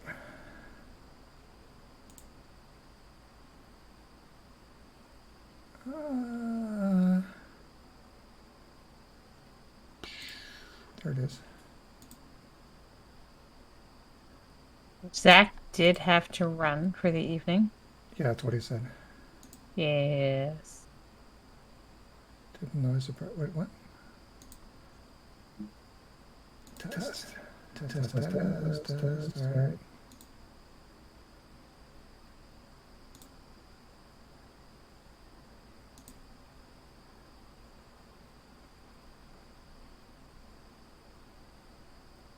Okay.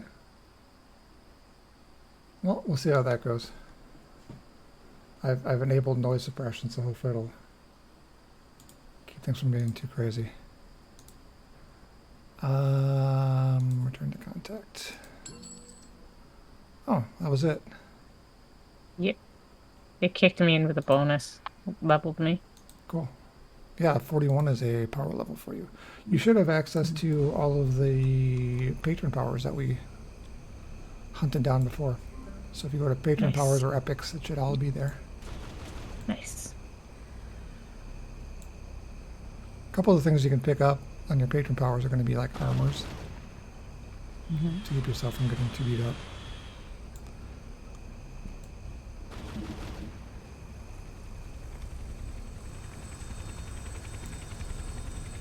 Cool. Just clearing out a little bit of inventory. I'll be right there. I'm not going anywhere right now. I'm just trying to figure out what my next contact is. Yeah. I met Gaussian, because that's who he sent me to, but he doesn't have any missions for me. I'll check them out.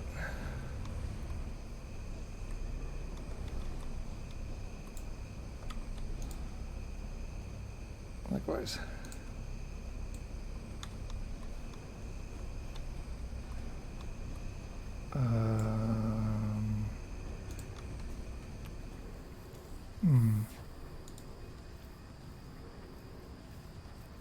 I have Ambassador Correct in Granville as a contact with no missions.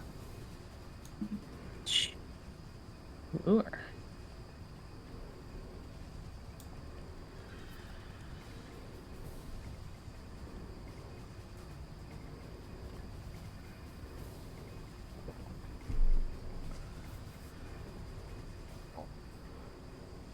I don't know if you have what you have. Actually, I don't know. I'm trying to pick an epic power set to decide on.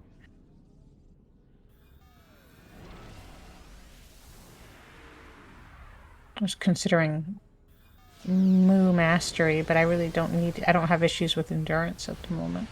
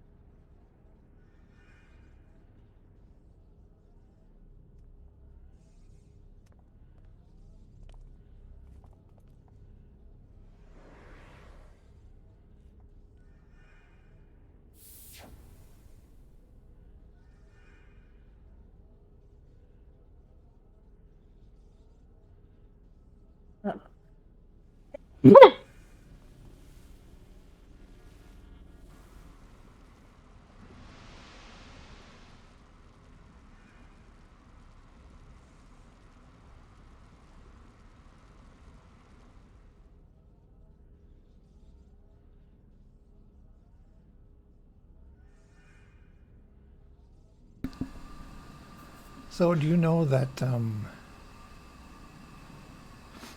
the fudge you had in the freezer? Oh my god, I forgot about that. I was so mad because we bought that to take home with us to give away, and then I realized I had forgot. I put it in the freezer so it wouldn't be so soft. Yeah. Yeah. Did you I try it? I couldn't figure out why you put cheese in the freezer. Oh, you thought it was cheese?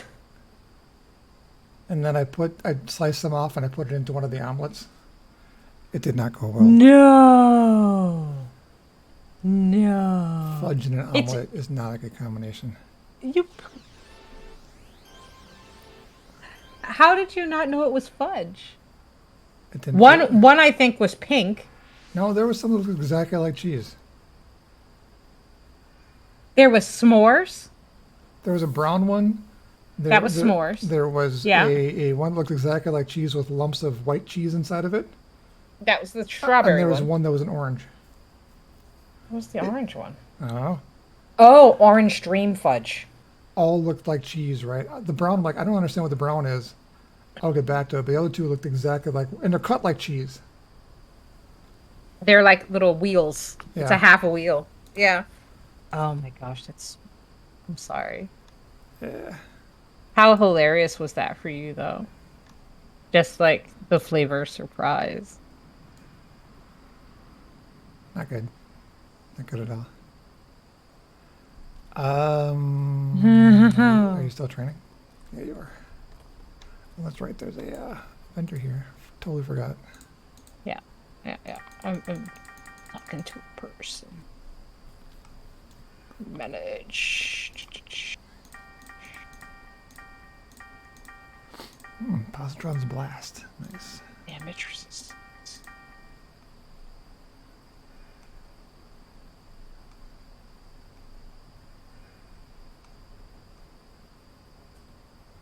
Photonic weapon.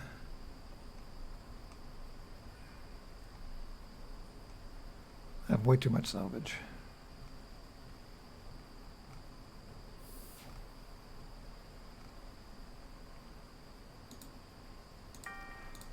Think with fours.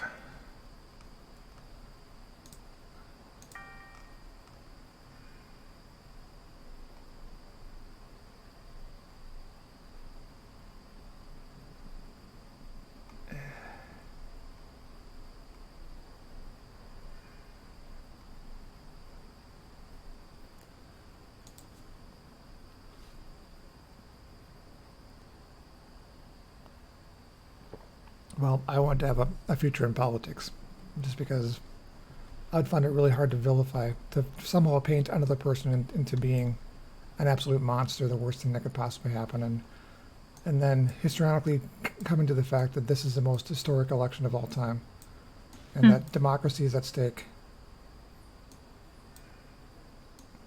I couldn't pull that off. Just couldn't do it. Yeah. Did you check and see if you have Ambassador correct for Granville as a contact? Sure. Let's go. Can we teleport to him? I can't because I already know him. I already know him as well. All right, well, we'll just have to go to Granville. I think we can actually go there through portal. Hold on. Right here.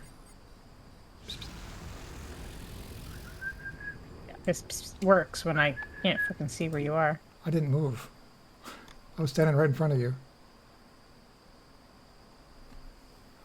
I popped an Ouroboros portal. Oh, you did too. No, I just used yours. Oh. Yeah, you ran off on my screen. I didn't know where you went. But no, I mean, as much as I'm interested in politics, I think it's very difficult And this is like the kind of thing where we have this conversation and it gets posted online, and then people say how horrible and intolerant a person I am because I have espoused a certain position or belief. Well, And everybody knows that you can't make it into politics nowadays without espousing, by espousing a certain particular position or belief. You have to be vague about everything and never define a platform. I think advocacy for tolerance doesn't mean that you intolerate everything, but I think at the same time you have to draw some moral lines. And Yeah, it's the children of the playground argument, right? Is if we start embracing that, everything, that all levels of sexual everything are on the table, then what does that do for things like bestiality, pedophilia, things that have always traditionally been forbidden sins? If we're suddenly saying, well, you can't judge people for that, everything's acceptable. And those are situations where you're directly harming someone or something who does not have the capability to resist and can have significant physical, emotional trauma as a result of the interaction. He's got a mission.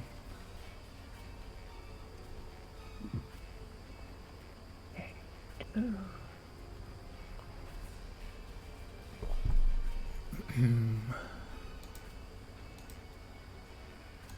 right.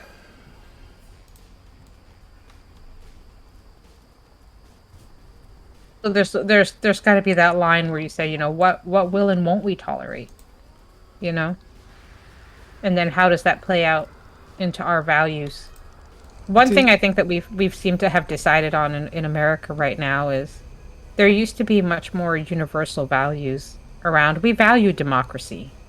We value free speech. Like, we valued all of these things specifically. We value freedom of religion. We value the right to bear arms.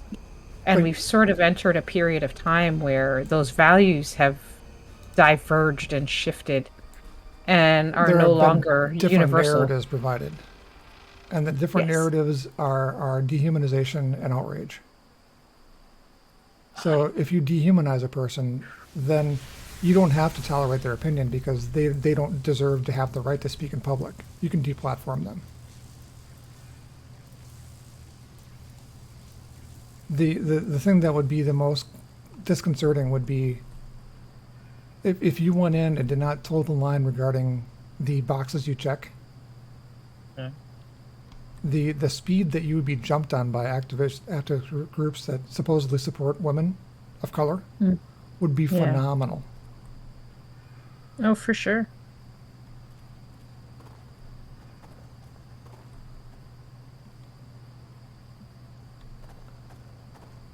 If I came out and said, I disagree with the support and funding mechanisms of Black Lives Matter. Oh my gosh, as a person of color, you're going against Black Lives Matter? You really think that? Yeah, I disagree with the idea that we should make martyrs out of people that are in terrible situations, and the fact that we don't have a judgment call or moral compass around who we're going to hold up and say this is incorrect treatment invalidates your platform and your argument. Well, the lack of transparency. Yes, it's great to want to enrich these locations and these underserved areas, but what are you doing with the money that's allowing that to happen? Where does it flow to? Yeah. If we're saying we want to make these traditionally, historically minority-based areas of cities safer, have boys or girls clubs come in, have facilities, finance things that allow next generation of things to actually happen. Yeah. That's great. Investment. It's community great. investment. Absolutely And we look at this and we say, okay, what happens with people who do begin to prosper and make money in our community? Where do they go? They don't come back. Why do you think they don't come back?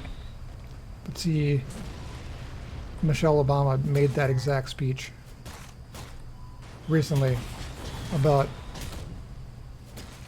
how when they moved into Chicago, everybody moved out of Chicago. Why are you afraid of us? Which makes it a something based on racism. But the reality of it is, if I am a young family and I have the means to move my kids to a place where they're going to get a better education and have less chance of dying to random violence, why would I not take that? Absolutely. And if you're going to repeatedly show that any investment in funding, any sort of resources that are allocated are corrupted and misused, you're not going to want to provide money or resources for that purpose. And, you know, then they, of course, ended up not staying in Chicago. They're now on Martha's Vineyard, a very safe, very, very not dominated by minorities location with excellent schools and, you know, almost no crime. Yeah. You know, at the same time, too, I think the argument can be made there, even with them, that they left their very urban environments to go to an Ivy League school. And, you know, that in itself is its own way out. Yes, but then the whole idea behind, oh, we're not going towards the star. The whole idea is exactly what you said. Where do these people go once they're gone? Why do they not come back and reinvest in the community that got them on the path to go to changing their own lives? Mm-hmm. Well, it's because they're humans too, and they don't want to be in a place where they feel that they're going to be physically threatened in some way. It's the hierarchy of needs, right? People go to what best fills in that hierarchy of needs, and safety is a part of that. And if you don't feel safe where you are, you're disincentivized from being in that location.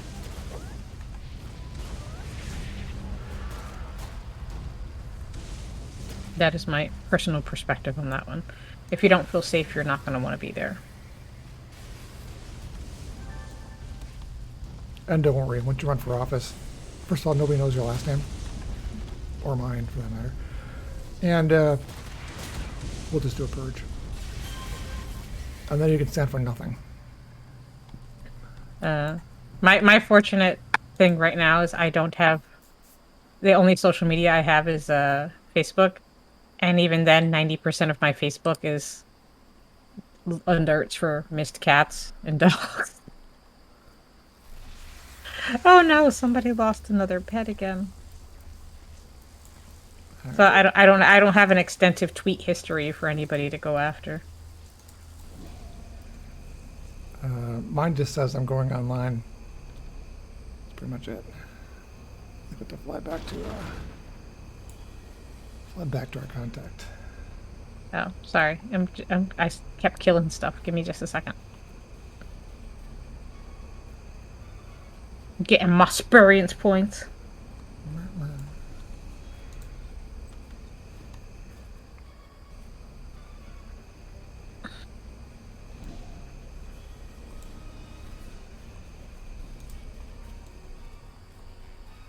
I do feel like that's one of the hardest things that I deal with is having divergent beliefs and then not being in a position where I can feel comfortable with many people saying, I disagree and this is why. I mean, disagreement is great. Yeah. I love that you can have an opinion and then have a discussion about it and treat each other like humans. And each person's entirely responsible and entitled to their opinion.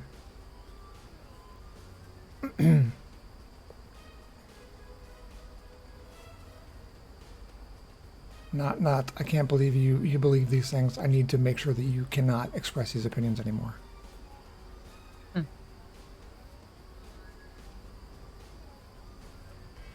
Which actually is kind of a definition of fascism in a way. Yeah.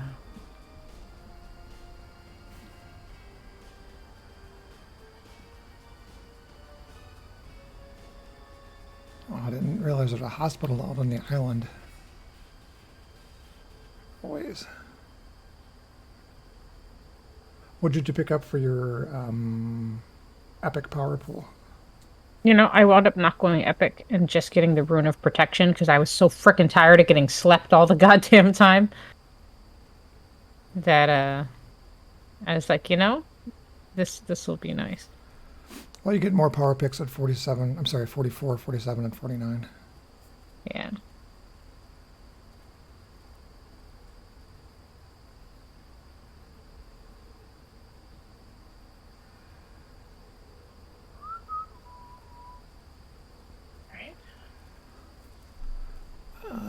mission.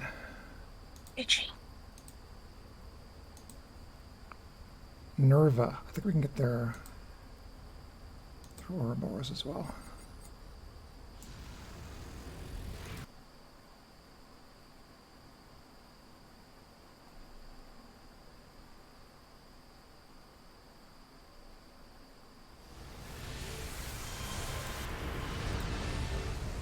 Yep.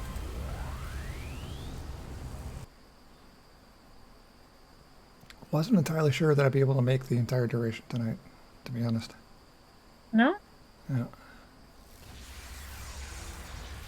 No, I'm glad. I missed you today. Sounds like you had a busy day. Not really.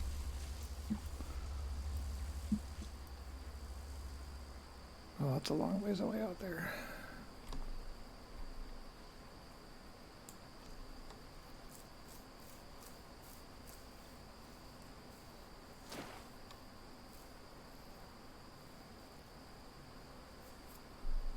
It's one of those days where Charlie was just a dink, and he would shred up a toy, and I would clean up the rug, clean up the floor, swept everything up to a pile, couldn't find the dustpan.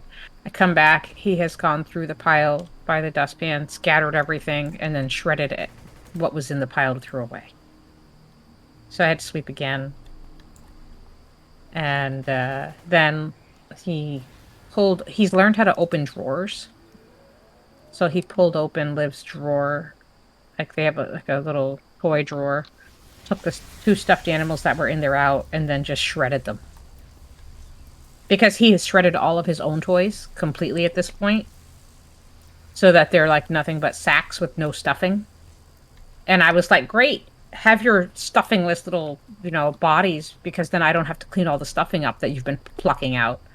And instead he opened up drawers to find new things to pull the stuffing out of. I'm just going to run through this, I think. Yeah? Yeah. Find the security computer. Yeah.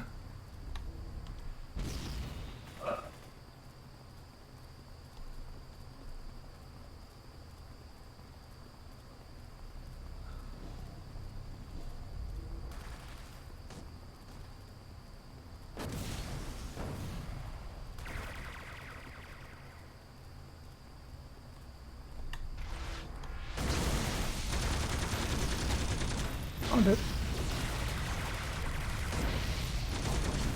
What are you? I got a Ricky drone, and I got a Ricky rifle.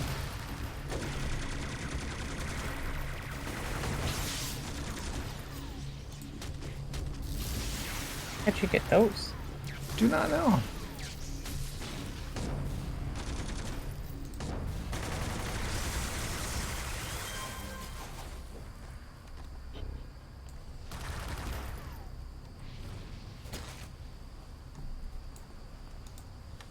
Because I gotta blow it up.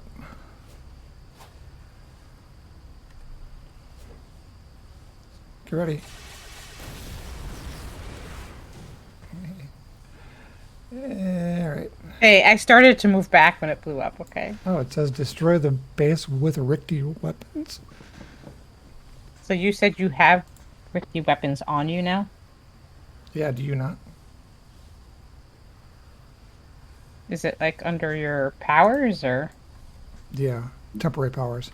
You might have no empty spaces on your. I don't think I do. So it never socketed it, or put it in like bar number 5 or whatever. And you go up and up and you didn't put them in 4 If you go, because my 1, 2, 3 are full. okay. If you go to just the power option, and then on the right side, if you scroll down to temporary powers, one of them is Ricky rifle, one of them is Ricky drone. We should both be running the same missions. So.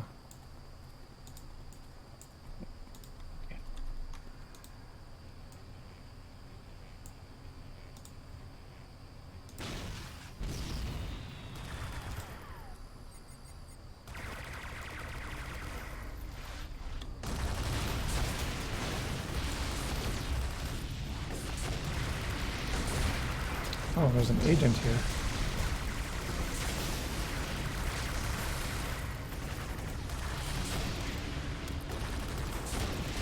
Goodness. He's full of a lot of pain.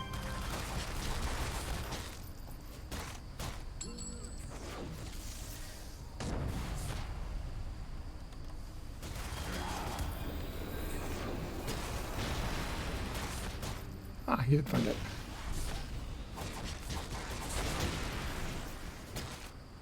I assume we have to take out this agent dude here.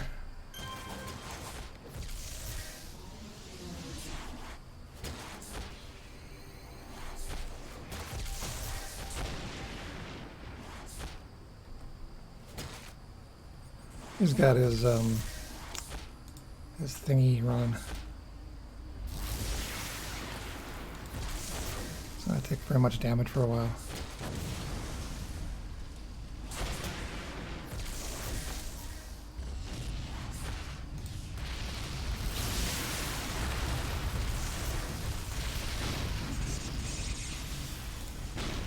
Oh, it wore off.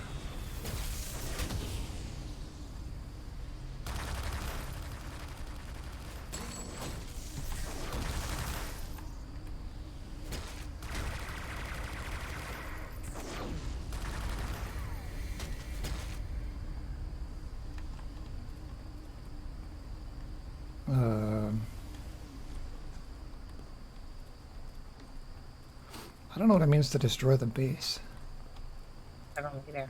Although there's another boss down here with little purple things going on. Yeah, do you see any flashies of stuff we should destroy? I do not. But probably not the best one to try to figure those out. True.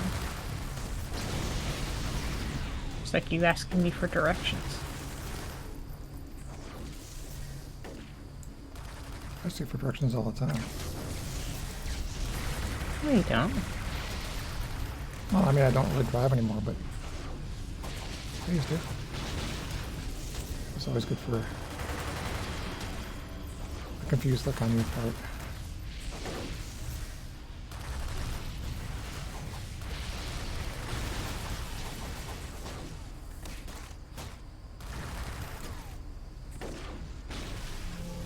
Why our drones are different colors? Yours is green, or mine It is is. green. One of the two. Yeah.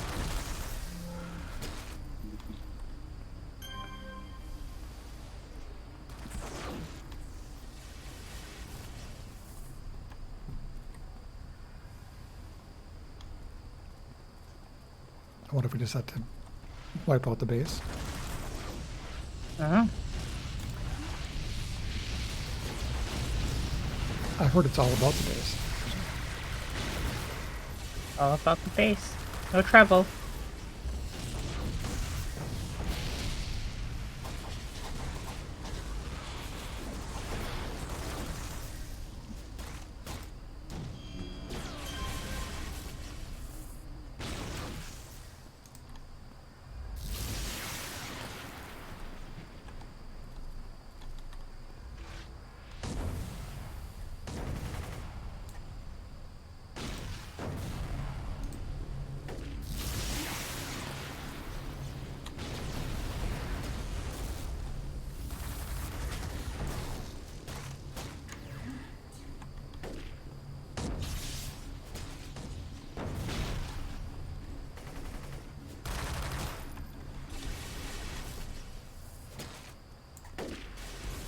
I don't know if my pet's still around or not.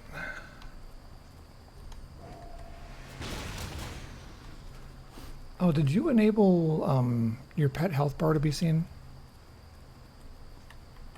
For your imps? Mm-hmm.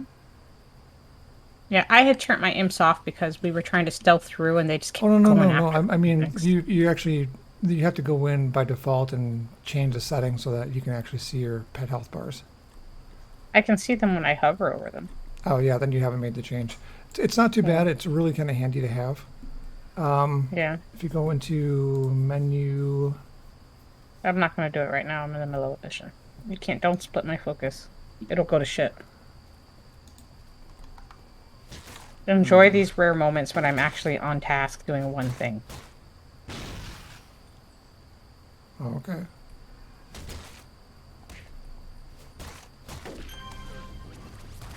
I'm sorry, my brain doesn't work the same as yours.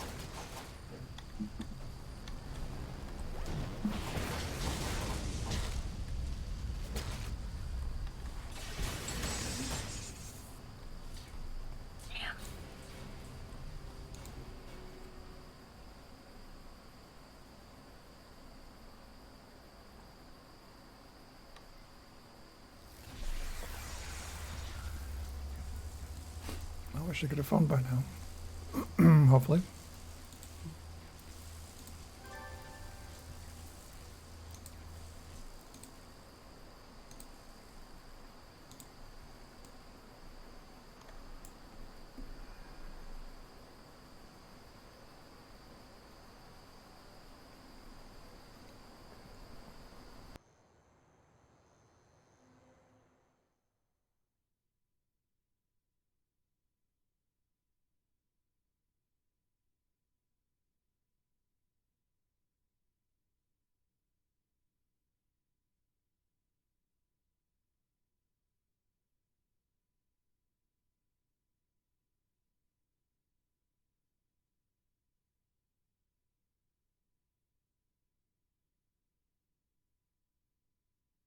Yaddy yaddy.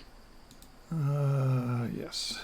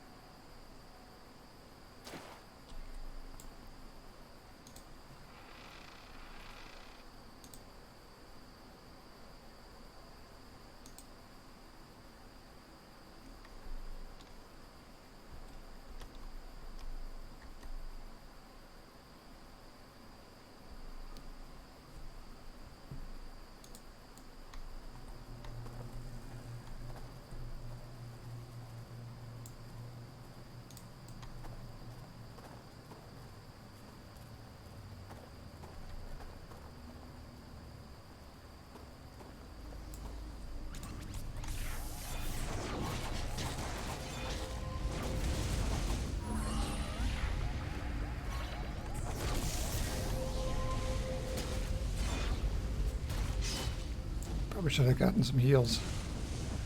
Oh well.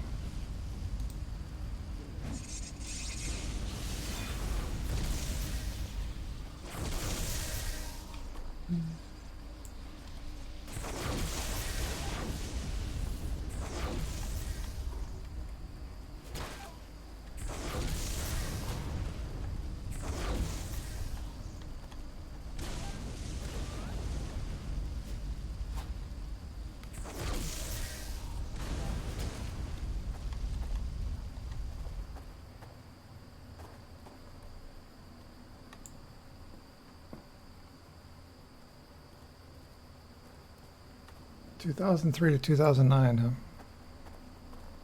Huh? I was just reading the chat.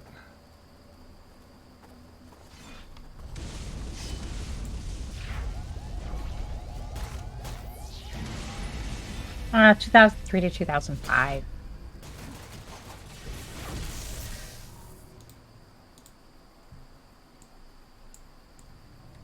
That was the post 9/11 window, wasn't it?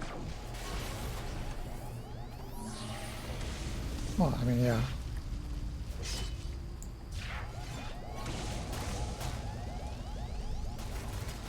When, to put it in a Reagan context, they united the country against a common cause or enemy.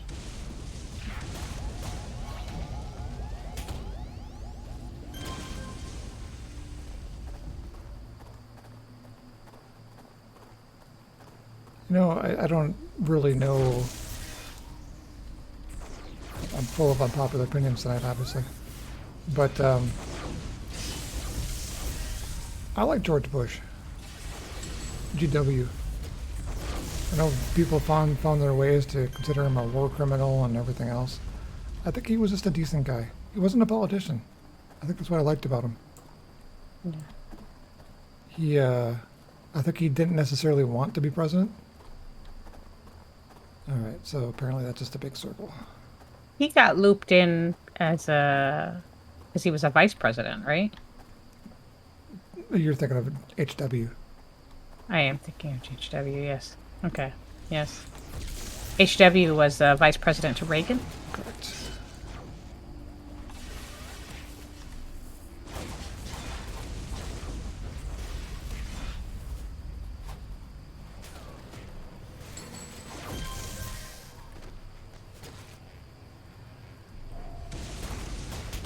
Yeah, I mean, we had Jed in Florida at the same time, and you could make a similar argument for him. He was just kind of an everyman.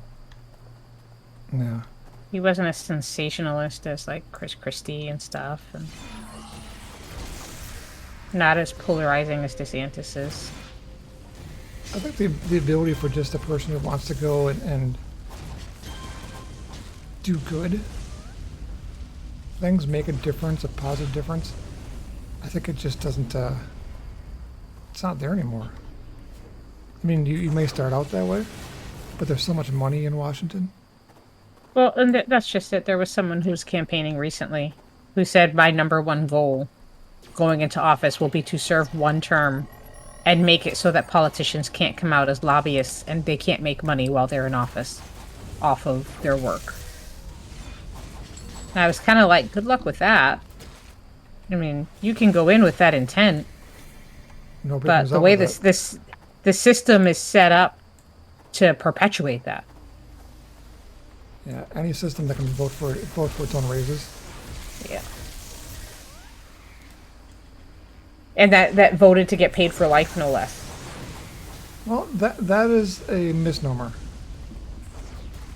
They don't get paid for life. They have to serve 10 years. Then if they serve 10 years, then they've got Lifetime pension. a pension. Yeah.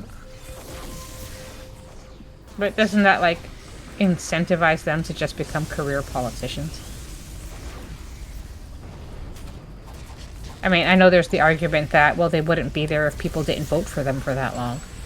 I would say on the average, no. The reason I say no to that is because I think that more of them that actually make office are already independently wealthy. You keep on seeing more and more of the campaigns that are self-financed to a certain degree. Yeah.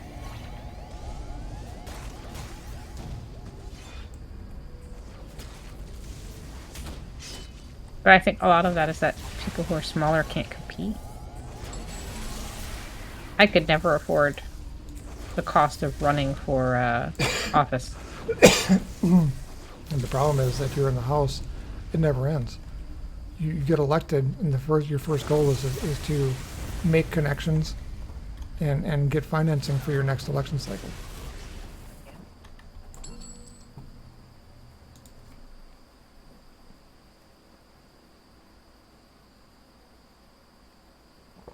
There's a lot of discussion about how super PACs have destroyed things, but long before there was that decision by the Supreme Court, there were already super large organizations that were donating millions and millions of dollars towards campaigns. Mm-hmm. So, mission, that's right.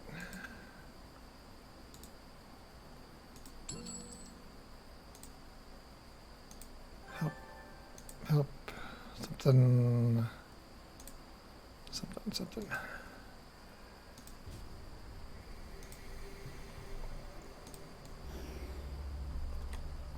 I don't see you. Oh, there it is. I remember when we were doing the campaigns here in Maine, they had an issue where Emily's List came in. Decided they were going to pick our candidate and then outfund anybody else running. And we had one person running for office for governor you know, this is when the whole Janet Mills thing. One person who was running for office, who was an independent, who had been in the state legislature for a long time, had a really good track record, but just a local person, you know, relatively moderate. They immediately blew her out of the water with smear campaigns to make her a terrible candidate. She was wishy-washy. You know, she didn't align with, you know, it wasn't that she was wishy-washy, it's that she was moderate. Yeah. And so she didn't vote one side or the other side all the time. Because she was moderate, you know? And it's funny how that is seen as a negative. Yeah. And it's like, well, why don't we look at what she voted for? And honestly, LePage is coming back to run in the state, and I think he's going to do really, really well. Is that the governor? Yeah. Because Mills has he left office with us having kind of a little bit of a crappy public image just because he was a salty bee. But, who said, and he did say some justifiably inappropriate things, but fiscally, and like as far as like operations and everything, we had infrastructure projects going, we had a budget surplus going, and But I really think that people get this idea that the governor impacts that, and he doesn't. That's almost all legislature. oh, for the Any sort of funding that has to voting? go through. Yeah.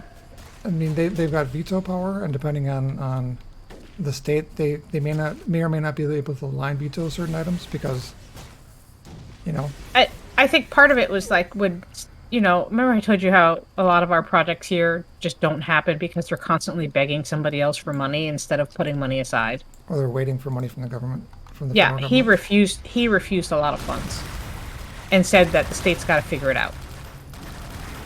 And the legislature had to do that. The legislature had to do that because they didn't have this influx of money coming in from tons of government programs or anything like that. He was like, make yourselves a budget.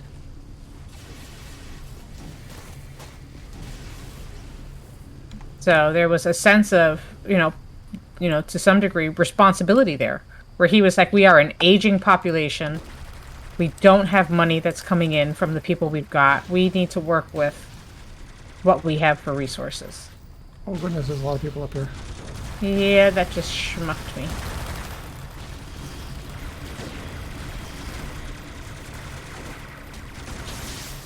I tried to give you some stuff, but I can't because you won't take it. Okay.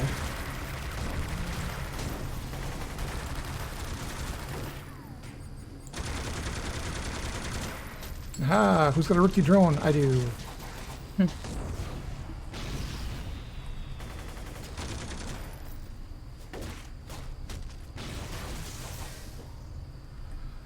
So yeah, a lot of that depends on your state legislature. Right, who am I shooting at? Oh. Yeah, I think a lot of it was just him forcing the legislature's hand that they had to do things actively because he kept refusing help from other groups. So then they couldn't say, well, we can't make a decision because we need to wait for XYZ. So It was, is it safe we to got what assume we got. that LePage is fairly wealthy? Yes, he owns, so there's this weird kind of grungy resale store chain called Martin's, where they essentially, it's a salvage store. He profits off the misfortunes of other businesses because, like, say that the place floods or something happens and they scrap everything.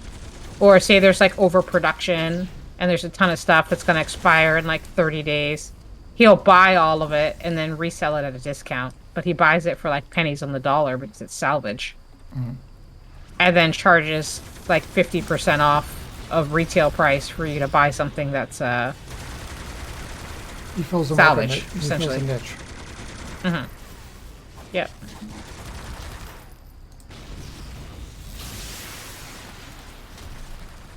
Oh, I just saw an ad pop up on the stream.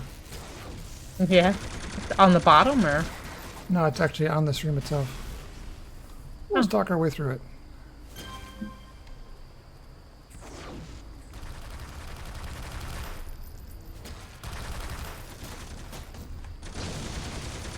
I saw, I think, somewhere that I could get 55% of the income if I do 3 minutes of ads every hour. That's a lot. I think so. I didn't do it. I think I opted for like 1.5 minutes of ads every hour and a half or 2 hours or something like that.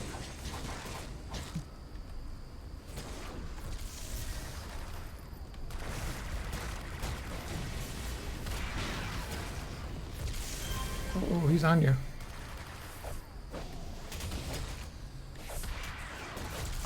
They're so on you.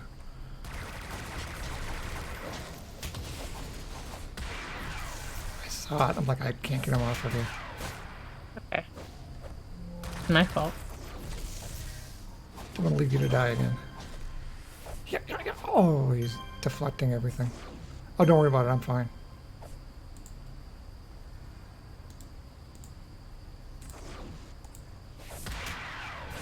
I was waiting for a buff to wear off, basically. Hmm.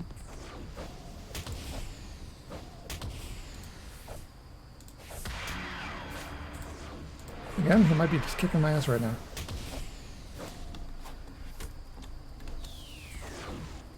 Come on. I'm running. Oh, he's running with me.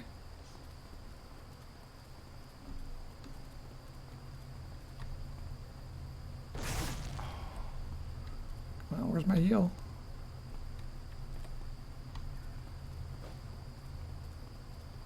I'm waiting on my heal to pop. He's really after me. Oh, there it is. All right, buddy, let's go now. Let's go time. Let's go time.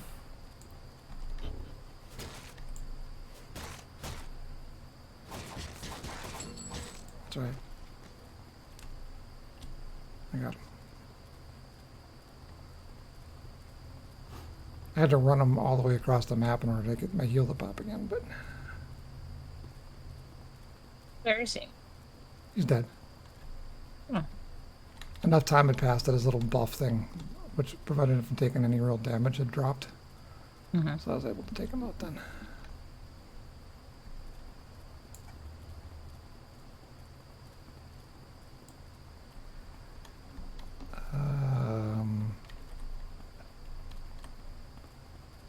I really don't know. Oh, I think we're here. Okay, I'm gonna give it a minute.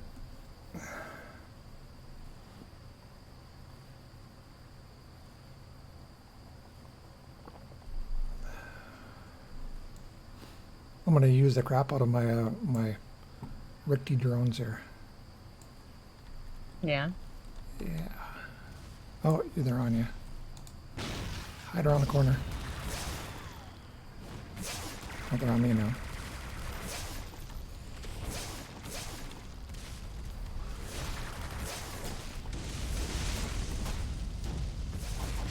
You got curious, huh?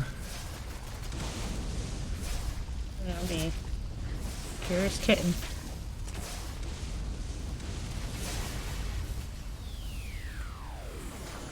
Oh, you're just going in? Okay. Yeah, let's just do it. I don't have any health. I don't have any heals. Oh, But okay.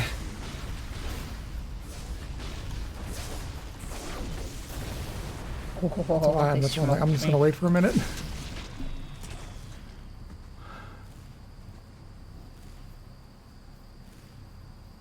Did you go to the hospital? No, Or are you hiding? well, I'm not hiding, and they just came back and killed me after you ran in. I had Sorry. I had this much health, I'm sorry. and I had to use my heal because they came around the corner, took you out. Yeah. Yeah. Well, they're not gonna walk away. It looks like.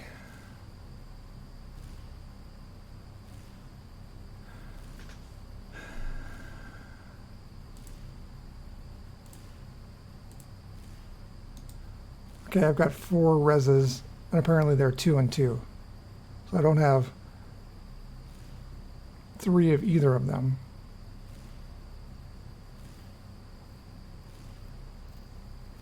If I stand up, can I no, I can't survive that. Never mind. Give me a second. I'll be right there. What do you need me to buy you? I'm at the hospital.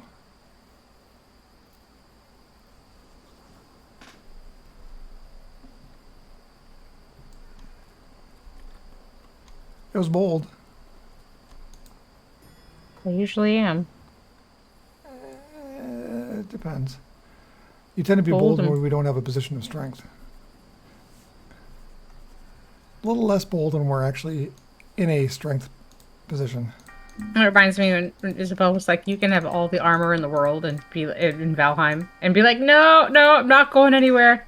She's like, "You butt naked with like 2 items of food, and you are sprinting right in the middle of the worst battles possible." I can make it. I can take him out. I can run across the water. I saw the video. That one was terrible. I tried. My God! Stop swimming to me! Stop it! Stop running back! No! And I see another little corpse pop up in the distance. Yeah. Stop running at me! I was trying, man. I was trying.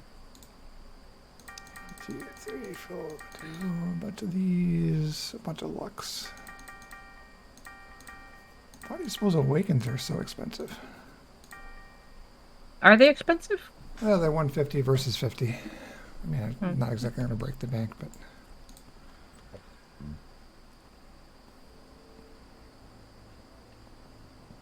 I never really noticed.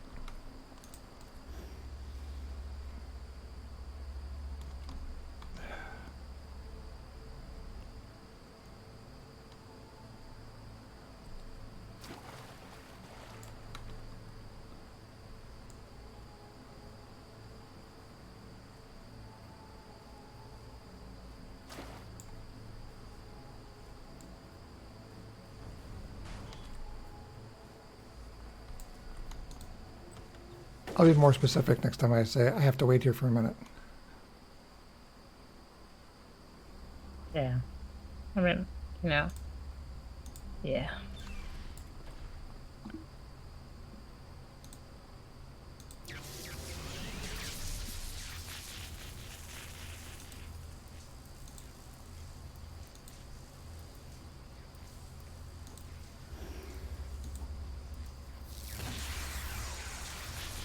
I got like 8 million on me. I could probably start picking up some sets for defense. Make life a little bit easier. But I do need to do respec as well, actually.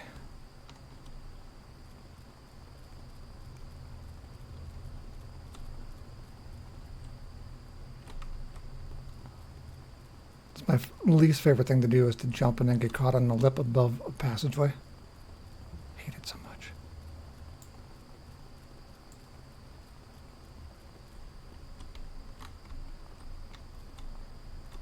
Alright, I'm just going to zap the one guy and pull him around the corner.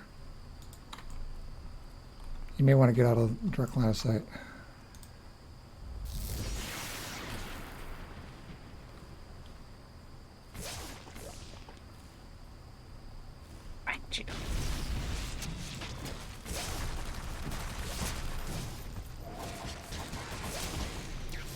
I have a bit of a toxic roll. So this person's going to hurt me. I really have a psi hole or something, but my toxic is not great. Alright, let me see if I can grab another couple.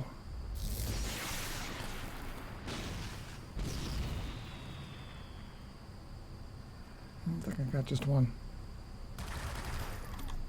Oh, I got 2. 1, 3. I got 3. Hold on. 4.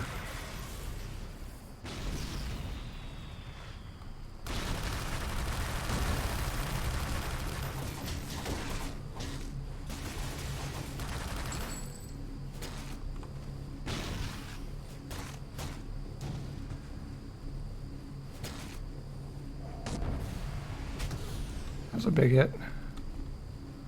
All right, going in.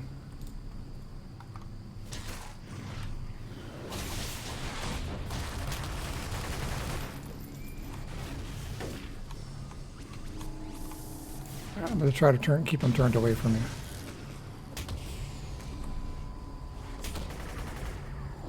Oh, he's got me imprisoned. I'm trying to see if I can lock him down a bit. with Ring of Fire and Char. Funny thing is, okay, he put me in. He's got me imprisoned. Yep. Then he keeps on attacking me, even though he can't hurt me when I'm imprisoned. Yeah. Well, I finally got him locked in on Char too. You gotta have to keep on Just took me a applying it bit. because he's an elite boss. All right. Yeah.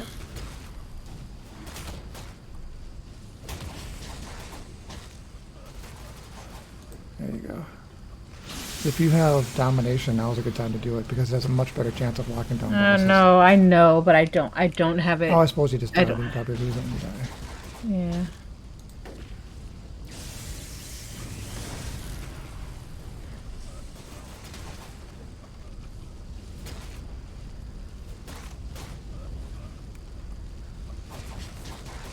He's got a lot of health. I'm not able to hit him for very much. And he keeps every time his health keeps going back up over and over again too, which isn't helping things. Oh, I hit him big there. Oh, there you go. Now if you char him, you'll probably lock him down. Assuming you hit. Oh, that was frenzy, not domination.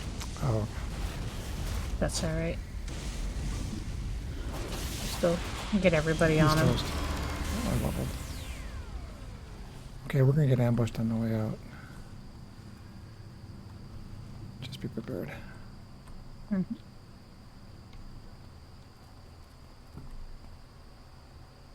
Baby says hi. What? The baby says hi. Oh, okay. It's a lot of kicking going on at the moment. I think we lost him. He's stuck on the stairs. Christ. He's got a very thoughtful pose when he walks. I think some things have spawned in behind us. Those are my imps running. No, there's a red spot on my map. Behind us. Yeah, but it's not coming towards us. So. Nope, on here comes one. Try and get out front of it.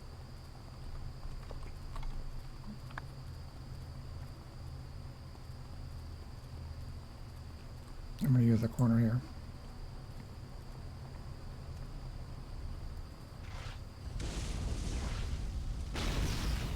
Alright, there we go.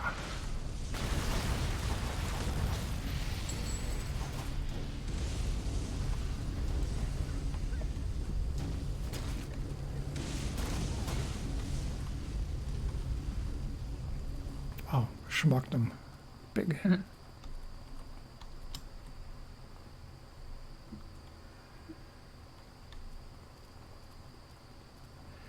I think, and this is just spitballing, I think that when I got certain senses back, Mm-hmm. I think I can't smell bad milk. Really? Yeah. Incoming. We lost him somewhere.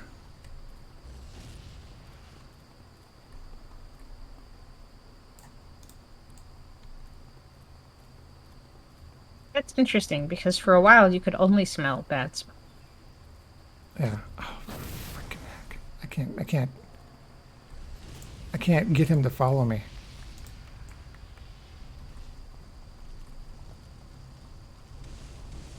I can't turn him green. I don't know if we have to beat this guy or what. Only one left, right? I don't know.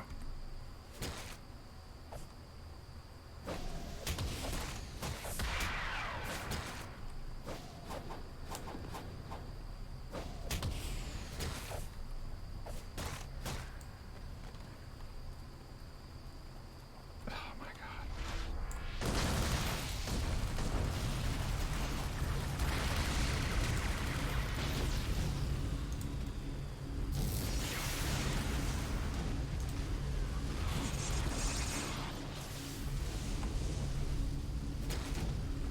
I do like being able to lob lightning at these guys. Alright, can you move now? Alright, now he's following you. Let's get the heck out of here. He just stopped where he was and wasn't going to move forward anymore until we got rid of the ambush.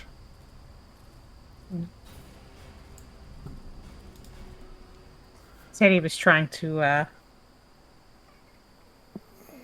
see if he could escape from us. That was his dialogue. He's like, "Woo, you're here, now I can escape."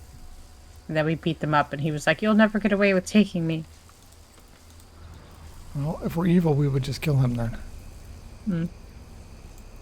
I'm gonna go train. Deep. Are you headed to Pocket D after that? We're at like 10 minutes left. Yeah, that's probably a good plan. I'll go through my, also hit our contact up and get our next mission. Defeat Positron. Well, that's a good mission next.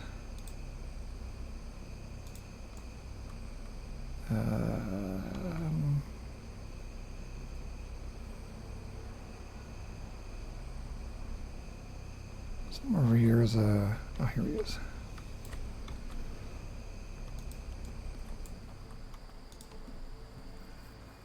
New level of power.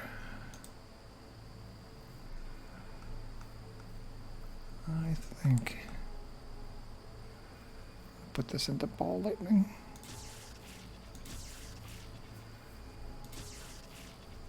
There we go. All right.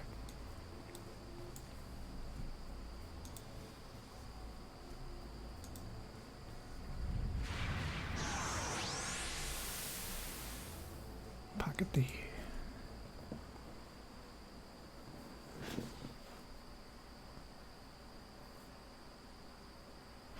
I feel bad about this, but I've kind of forgotten what was going on regarding Zach's wife. Was it something regarding her eyesight? Yes. Yeah, she had eye surgery. Oh, that's right. That's right. Yeah. So I guess they've been looking at that at, like, I think Boston Children's is the ones that did the, it's normally found in, I think, a different demographic. But Boston Children's has been where they've been going for care. Gotcha. So I think I told you, like, most of the time, if you need something specialty, where do you have to go here? Someplace not Boston. there. Yeah.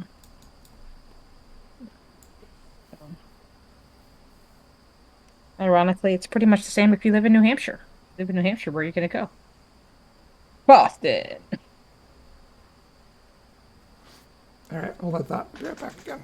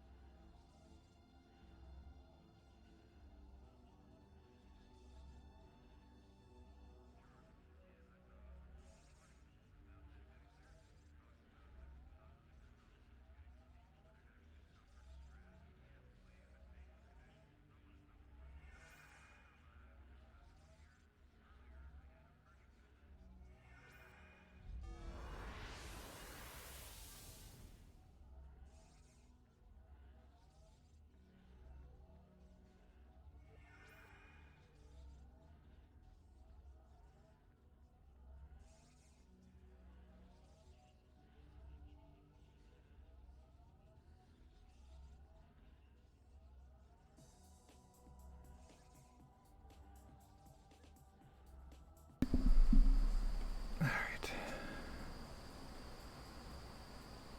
Time to sell. Get my millions, my mullions.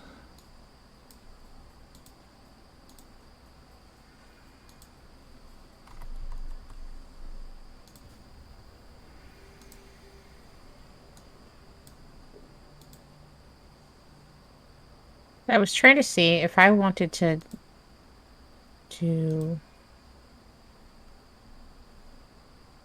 like another set of sets. I would probably do fire cages because that's one of the ones that's in the Dominator archetype sets. Mhm. But I'm at the merit vendor and I see that I can buy some of the items, but I think I can only buy the recipes. Yes and no. You can actually go to enhancement. Wait, I'll come over there. Pardon me. So, the reason I had said you probably don't want to keep on buying things with merits is because endgame, you can buy set pieces with merits, but it's like 100 merits per set piece. Yeah, I have 166 merits right now, Right, and it so says it's You go to enhancements, you go to archetype origin enhancements. archetype, so not IO set. Correct. I don't have that. It says, there we go. Okay, and then go to Dominator. Go to Dominator. Okay. And there's two different types of things here. These are full sets as well.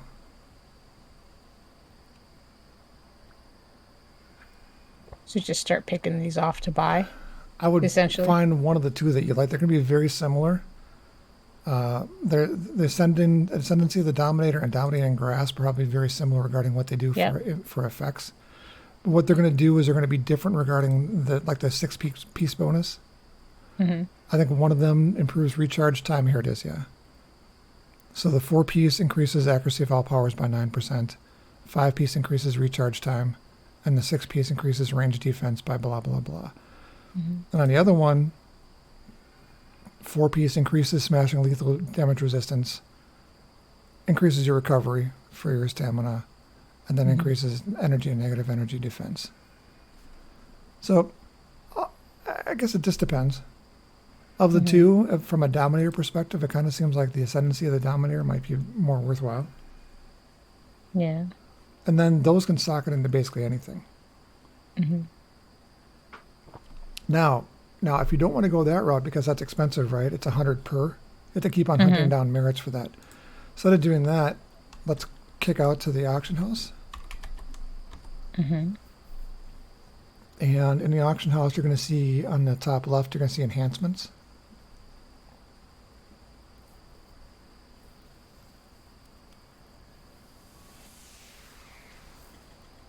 Top left in the auction house. Yeah, enhancements, inspirations. Yep. So hit the plus next to enhancements, then go down to crafted enhancements. Mm-hmm. And then go down to, I think, fire cages is root, correct? Immobilize? Yes. So go down to immobilize. And actually, if you look at your powers, it's going to tell you what sets you can actually use with that power. So if you go into your enhancements and check and see there, and hover over the power, it'll tell you what you can use for enhancements on it. So it can use, if it causes the damage and it does immobilize. So yeah, it says universal damage, Dominator archetype, immobilize, or ranged AoE. Right. So it can use any one of those things. So if you wanted to, instead of using it to immobilize, which is probably not that useful, I would guess you probably want to socket it to actually do damage. In which case you'd look at ranged AoE. And then any one of those things is part of a set. And you can actually just pay for that.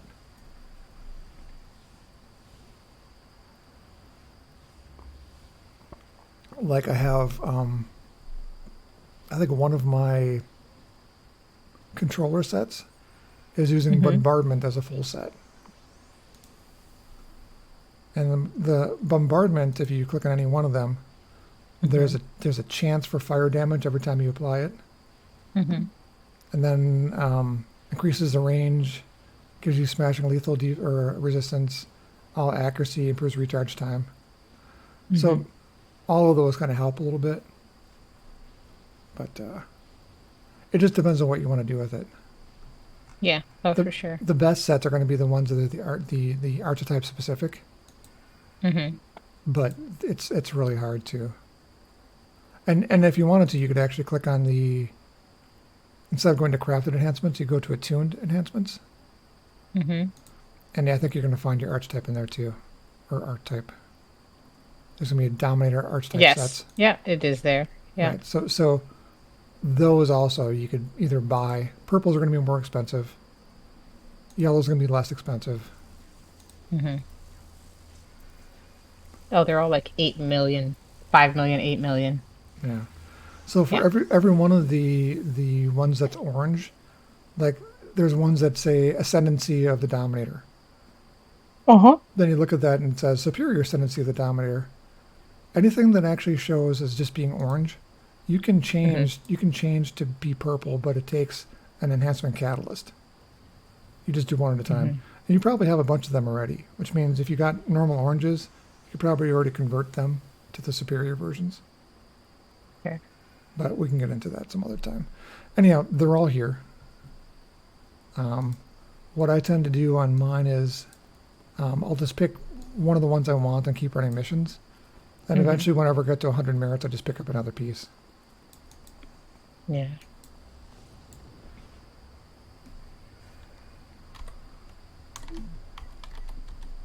Okay.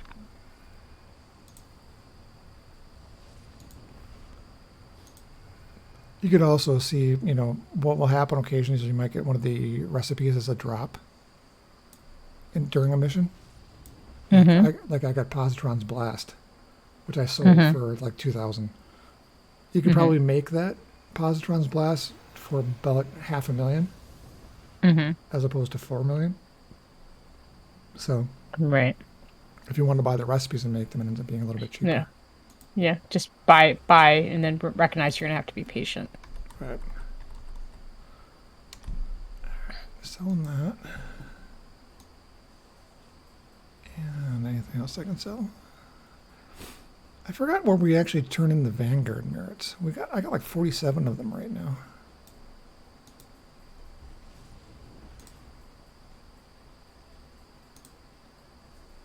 Like 8.5 million gold or influence on me too. Infamy on me too.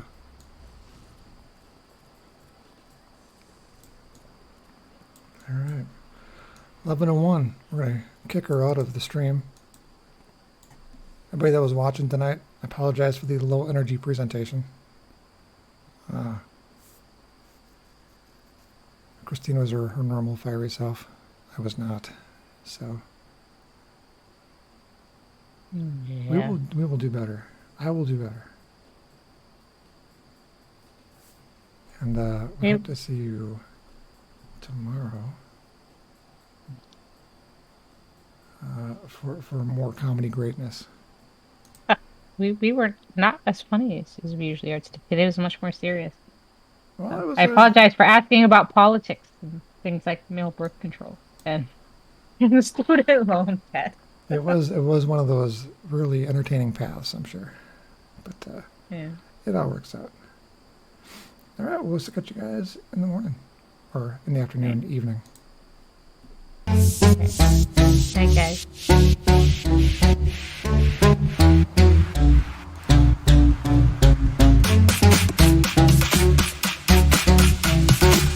Got raided by a party of 9 right as you were kicking off.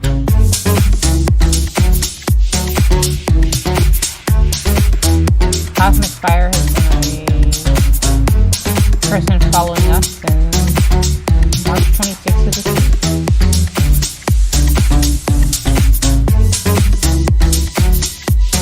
Although I feel like that's cause